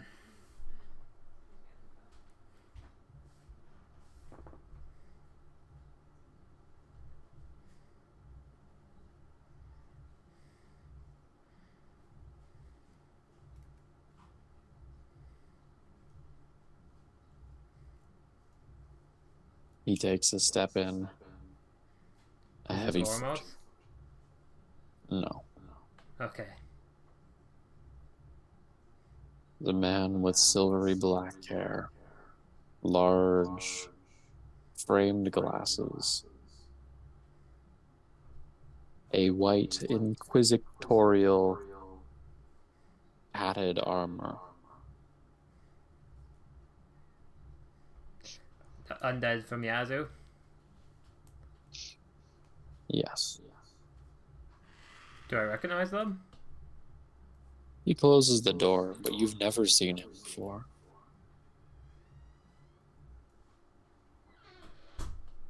As the door latches shut, he turns the lock once again. Sorry about causing you to crash your bike. Although it seemed like you were chasing us. Still injured? He's injured as his gaze meets Honra. It's stern for a moment. Oh, not at all. I understand it completely. Sorry I didn't introduce myself. As he places his sword beside his shield. I had come in on a later plane. Yazoo got worried and wanted to make sure that you had a little extra manpower. My name's Jake. It's a pleasure to make your acquaintance. The Wayne greeting of shaking hands or whatever it is.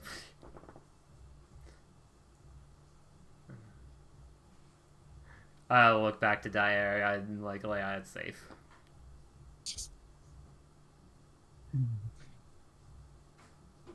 You did save us earlier though, so thank you. Oh, you're quite welcome. My training as a spirit knight means that I'm used to throwing myself headfirst into dangerous situations. But I also worked as a regional commander to the south side. Those words mean nothing to Honra. Actually, they might.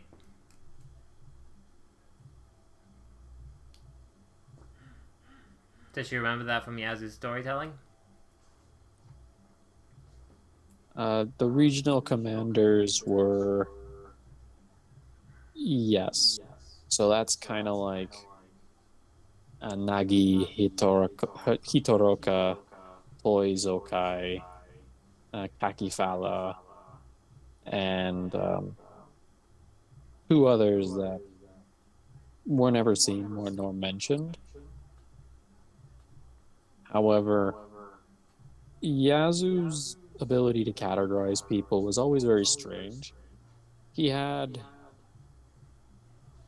the research folk, who apparently were trainers in the highest order and whatnot.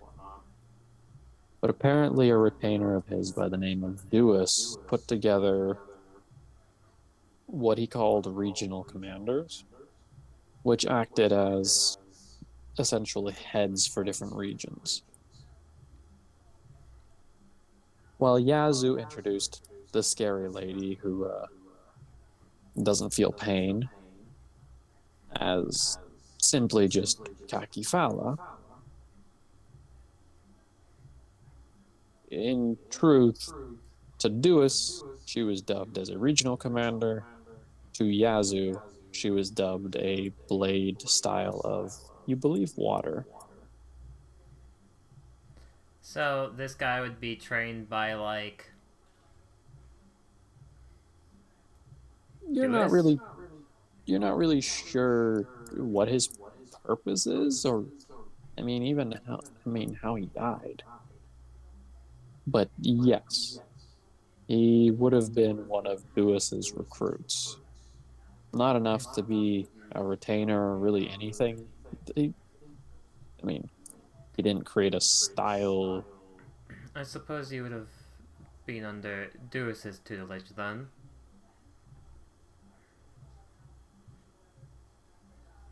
Yes. In fact,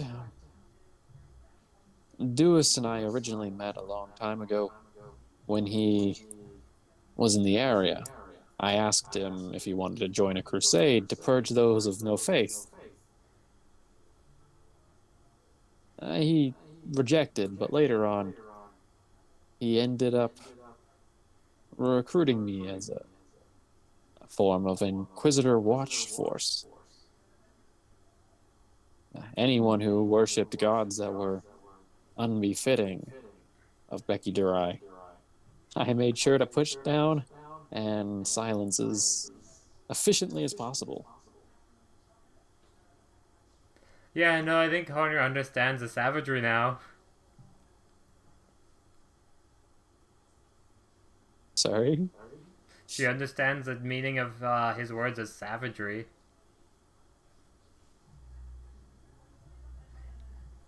Oh, Langqua? Yeah. They fought to like not have savagery, to not be able to just walk in the street and kill people. The royals have responsibilities. They are not able to just do what they want. They aren't just crazy hooligans. There are laws and responsibilities in place to ensure that people won't just kill one another for justified or non-justified reasons.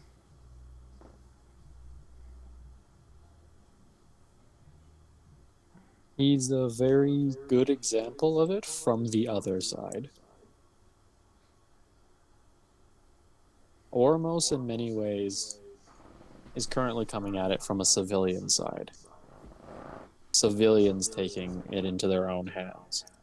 He is, in many ways, the opposite. With Langqua's words, he stands as the example of, if this is unjust, it is changing the government in order to make sure that he can't just go around executing people. Yeah. In many ways, he comes from a land where the royalty has too much power. And Honor already knows that the royalty has too much power there because, well, Becky Durai is underdeveloped. They haven't had their great war. Was there Well, something I that you have. needed? Dyer is still recovering.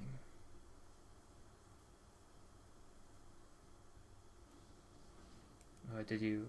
It's just Mickey, like, happy to talk to him, like, glad to meet him, glad to know he's on our side.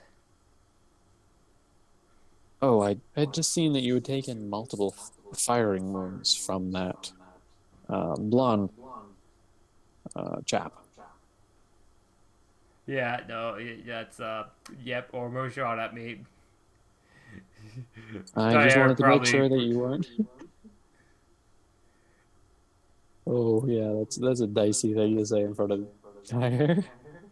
There's that moment of, like, looking away, of Lynn looking over at Dyer, corner of my eyes. It seems you're quite all right. Just know that I will be spending some of my time around, keeping an eye from a distance. I'll try not to be as suspicious as the first time. I'll leave it in your discretion. If you do want to... Well, I suppose with the... I'll leave it in your discretion. I wouldn't mind having you closer, but at the same time, it might not be for the best at this current moment. No, I fully understand. I'm actually stationed down here semi-permanently. So if you ever need a guide, I know a couple ways around the city.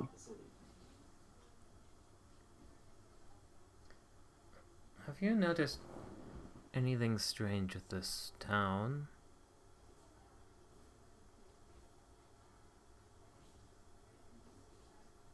Well, many of the people here are rather heathenish.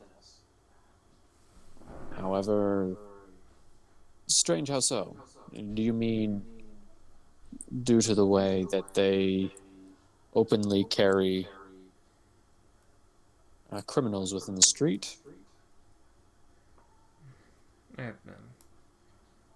No, don't worry too much about it. I meant for just more of a magical, unexplainable way.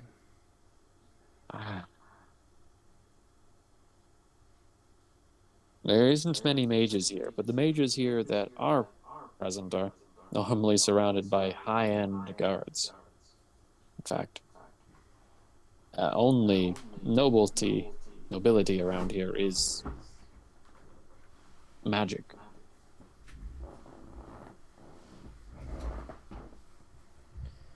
No. Besides that, I can't say I've noticed anything strange. Of course, I'll let you get going.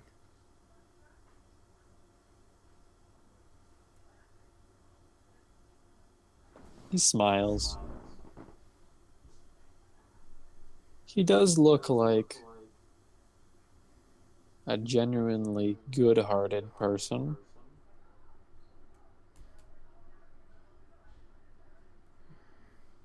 But there is a zealotry behind this man that's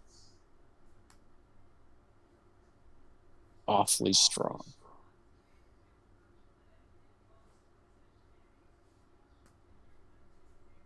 You're not really sure what god he worships.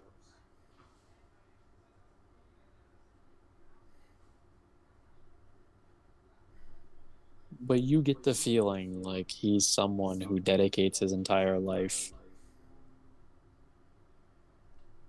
to making sure the gods are, at least his gods, are present.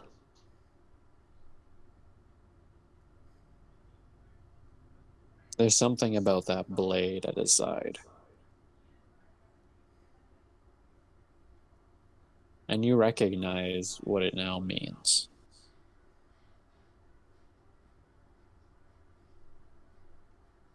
It is in Wayne tongue.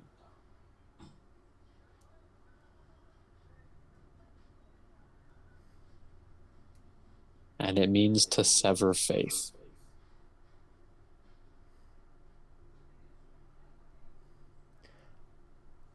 After he leaves, the first thing I do is check on Daya's arm to see if she has like a mark or tattoo.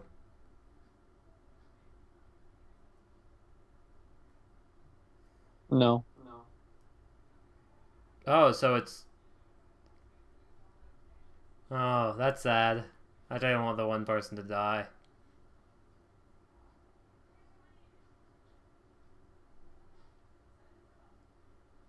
Something the matter?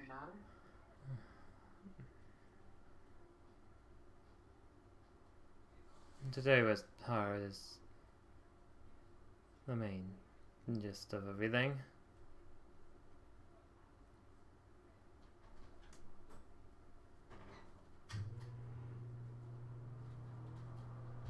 Hey.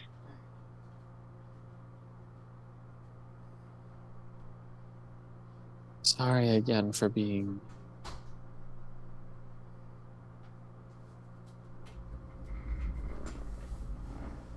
like this.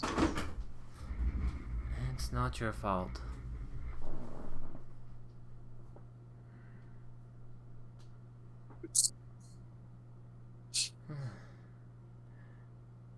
How I don't is Hmm? how is your servant acting up?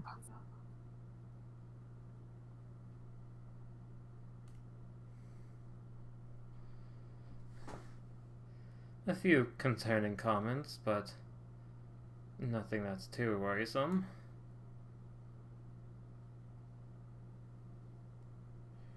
I'm glad to hear. It didn't occur to me until we landed that they would probably be a bit weaker.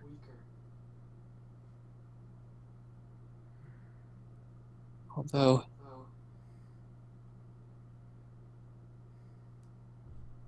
if that's if that Jake man is still operating good too, I guess that means that we have much greater magical reach over here than we thought.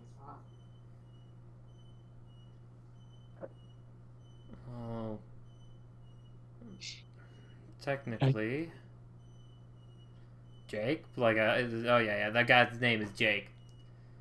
Well, technically, Jake isn't fueled by the Grail at this point. And I had no such knowledge of the Grail getting weaker. Especially since familiars were able to be summoned over here in the first war.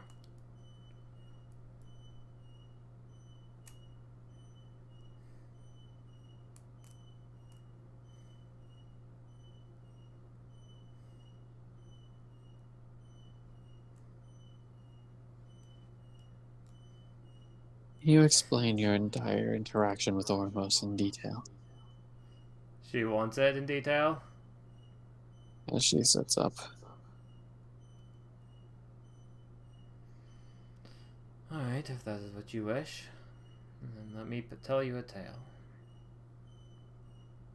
I say we let that be our ending note. Yeah, oh my goodness, and then next time, Honor can do the recap. Exactly. Oh my goodness, two birds with one stone, let's go!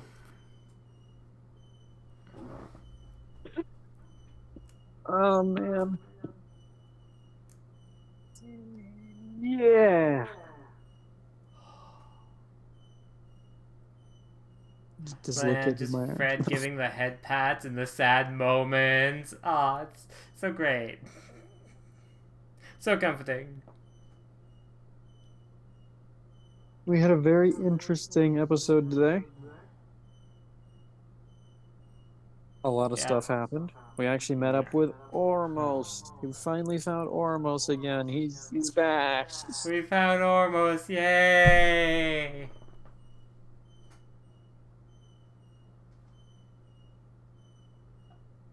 Ooh, nothing bad happens with fighting Ormos. Nope.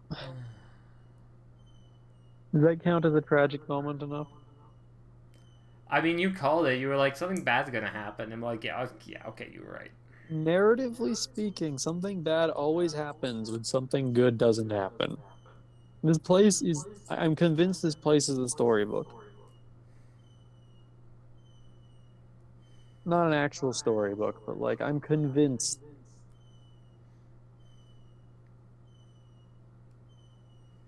But yeah, no, the thing I was thinking about yesterday is the actual plot point that's been staring us in from the beginning is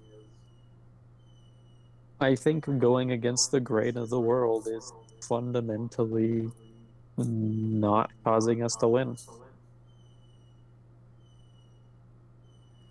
I mean, aren't we going with the grain of? Oh, like trying to fight against like the grail, fighting for the grail. I think the Grail War itself is a bad thing.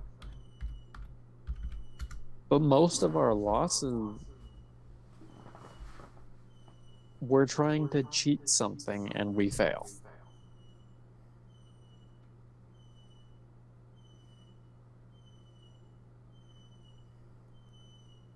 And just Didi was feels like trying to cheat Ormos and it failed.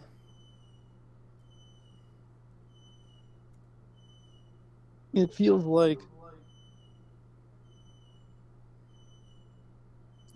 like we're playing a game and the rules are set and we should know the rule. And we can operate outside the rules, but when we do, stuff happens. And not just us either. When other people operate outside the rules, it's almost like a world karma. I think winning the Grail is actually losing the game.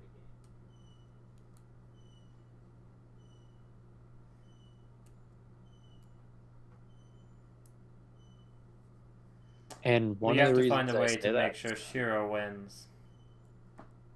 there was a really sketchy line delivered by Yazoo, which was, he's going to win.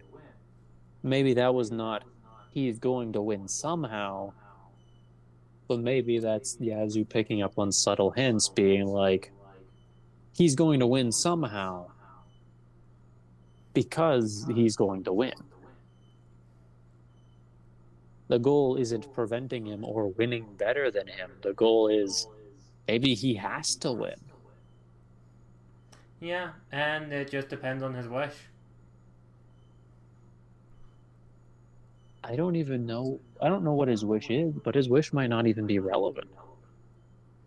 If we can somehow convince him, but then again, that's playing outside the rules, but not actually.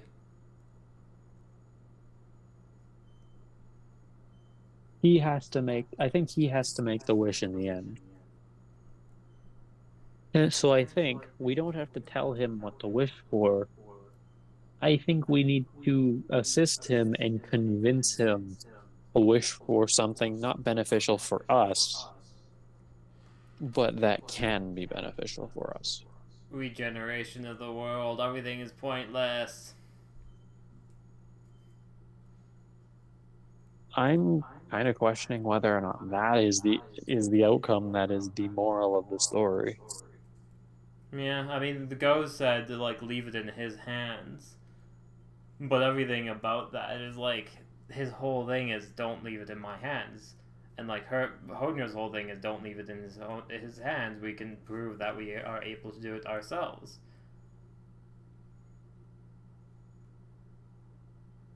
So we have to hit all of these kind of. I think we need to hit all of them perfectly in a straight line with a bat to ping all of these points to be true. If I'm going to take a stab at the dark, I think the goal of this campaign might honestly is letting go. I think the purpose of this place is letting go. And Hodner is, like, the whole reorigination thing. The whole point was to let go. Because her whole thing is, yeah, we'll reoriginate the world, we'll all be together, but, like, she believes, like, she doesn't know how it's going to be all together, but reorigination, we gotta do that. Will we make it? Probably not, but we'll all be together. But do we have to do that? Hmm? But do we have to reoriginate the world? This world, from what well, I guess it could just be delusional. Is Honor delusional? Is this world actually, like, partially made? Is there something outside of this place? If we go further and further away, if we run away from it all, if we go to Japan or China or, like, Australia, is there a world there? Will we just face stronger and stronger debuffs? I don't think there is. I don't think there is a rest to this world. I think if you go far enough, nothing good will happen. Yeah. But if I'm taking a gander, a guesstimation, or a whatever we want to call it,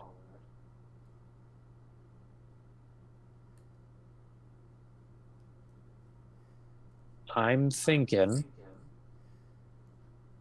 that the quote unquote good ending is us accepting to live in this world. Because I think us accepting to live in this world fully, abandoning the Grail entirely, leaving it to someone else, and moving on might end up re-originating the world on its own. The end of the story is not the final page, but it's the final plot. Fighting to re-originate the world so we can all be together so that everything just is working and happy, lucky, and great may not be our destiny to fulfill. No, I mean, to be fair, why wouldn't the world re-originate by itself? No, Death has confirmed it for us. He's going to kill everything. If we lose here, we aren't doing anything. If we lose, he's still out to kill everything.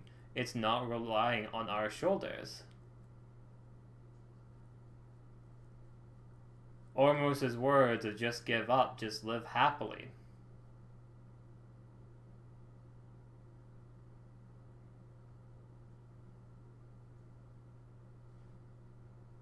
Is that an argument for or against the re-origination? It's the idea that no matter what we do, this world is not ending. It is probably ending, but it's not death. Death wouldn't be out to kill everything. He's putting an end to our plotline. He's not killing, like, he is killing the world, but that's separate from stopping us.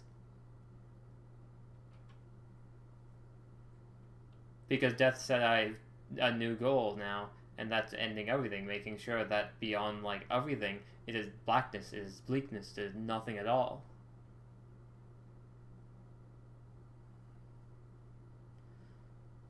So what are they going for? Like, re-origination of the world. She imagines it bringing everything back together again. To rewrite that story of starting from the beginning. But why start from the beginning? Are things really that messed up?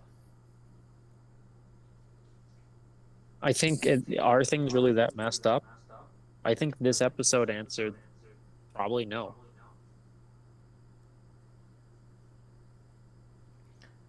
It I think is this the answer- idea of, like, I think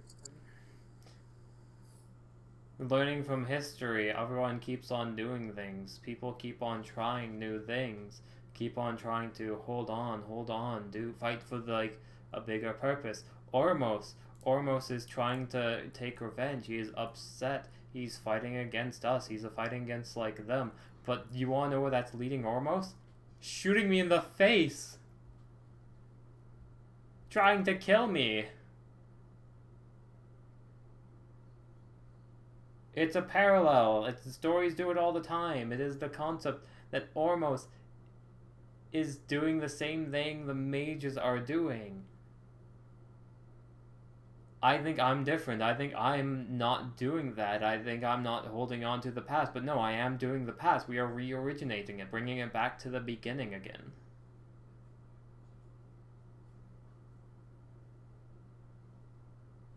look to the future. Look to the future. So in that case, don't use the Grail to re-originate the world, but maybe use the Grail to make the world.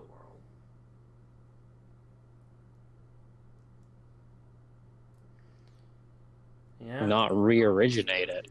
Because it's definitely, there's something wrong with it. I don't think it's full. I don't think it's a real full world. Maybe the punchline is to use the Grail to make the world whole. And that's the plot point. Don't try and fix all the past mistakes. Work towards making somewhere where the mistakes aren't. Don't create a war. Don't cause destroy the so many previous deaths. thing. To destroy Just- everything else. Yeah. Fix the things. Fix the things that are broken. Fix death. When Fix you the have, balance. and when you see a problem, you hold it up higher. When you see a problem, you hold it up higher, and then as a people, you fix it. You don't try and retcon it. If that's the punchline of today's episode, we might be using the Grail not to re-originate the world, but to actually make it a thing. Yeah, especially because she's like her number one argument was gonna be, hey, this world is incomplete. This world is not full, like from what we've been able to see.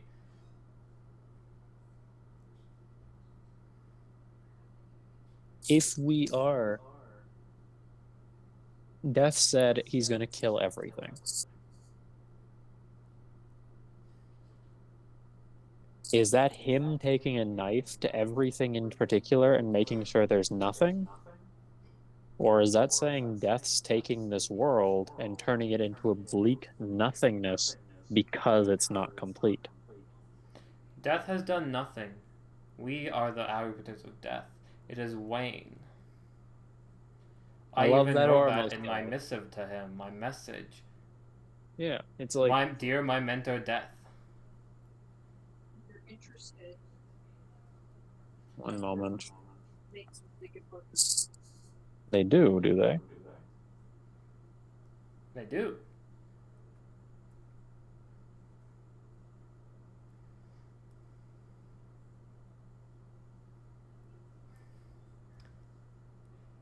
Oh.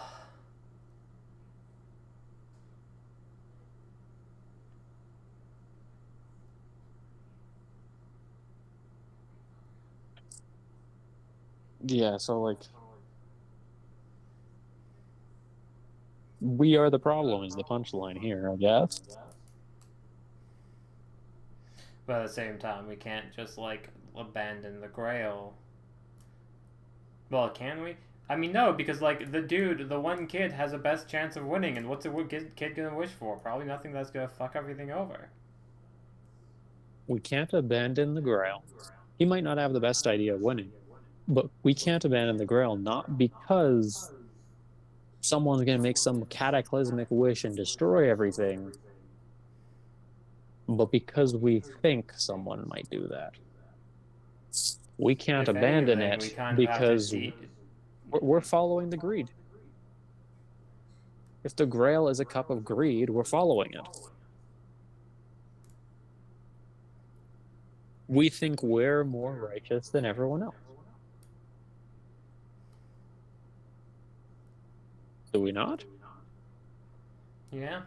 Our plan is better than everyone else's plan, whatever it is. Yours isn't And to lofty be enough. fair, Honra has stopped believing that. But she's still moving forward. When we look at everyone who's in this war, we can't say what their plans are. But we fundamentally don't have the right to say our wish is better than theirs. Oh yeah, no, not at all. We don't, in the slightest. I mean, we might not like that, let's say, Catgrat wants to bring back the monastery. Maybe. I don't know what she wants to do. Wipe off the heathens of the land. I mean, we were gonna do that at one point. So yeah, I think the Grail is a representation of our greed / desire to do something. Not to get something. Just in general. I don't think the Grail gives anything to anyone. I think the Grail's entire punchline is everyone's desire to do something. It is our desire to fix the world because we're destined children of happiness. We came from Wayne, the greatest place in the world. We have to be the ones to fix everything. We And we're didn't moving. achieve our purpose. We never saved the world from the apocalypse. We never did this. We don't have to. We're not special snowflakes.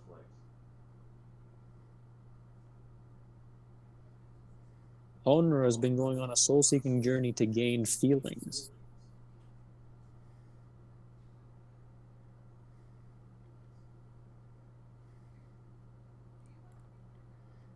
Yeah, and like she's been slowly moving further and further away of like wanting the Grail. Even our plans is like, oh yeah, hey, yeah, let's get like in with the royalty. Let's do our own things. Tenka's doing it wonderfully of like doing his own stuff of like getting like prosthetic arms and stuff like that.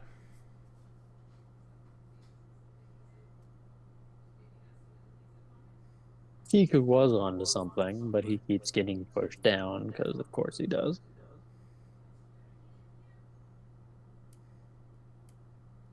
And this is the one thing that really hammers down the fact of the world doesn't rotate around us.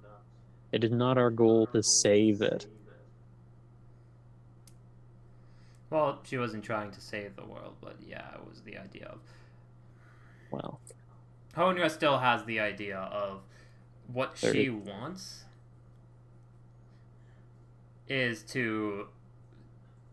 In the end, she does want the power. She wants the power to see it all. She wants to be that massive storyteller.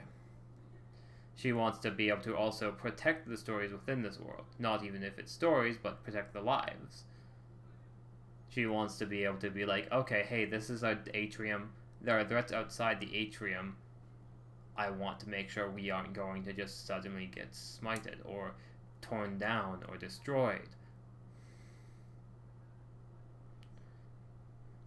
That is why she's like currently working towards a Grail. And the way she does it is by using people. Even the first wish, yeah, get Yazoo to help us.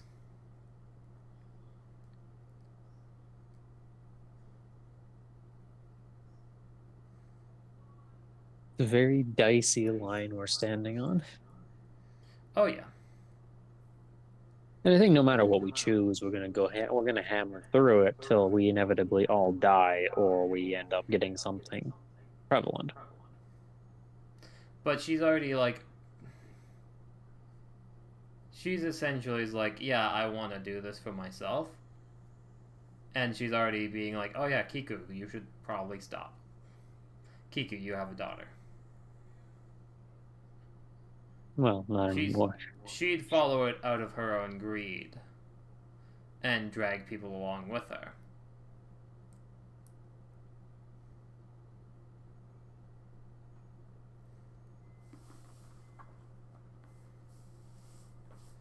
We're gonna have to have a sit down of the reorigination plan again. Oh yeah, we finally found out what to wish for. Reorigination. This is the 5th time we're changing, and that's a good sign.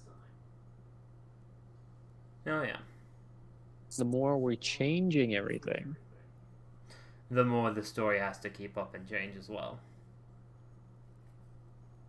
not only that, but the more we change everything, the more we're actually not getting stuck in the same loop. Yeah. I do still say this. I think the only external force that was actually we have at our command at the moment is death. Mm-hmm. He hasn't done anything, but I think he's the only external force to whatever hell loop we're stuck in. I think we are stuck in a loop. Goes might be one too.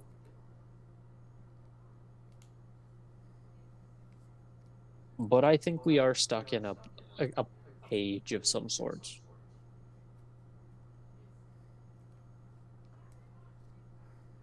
And I think some of the only external forces are, if not us as our player characters,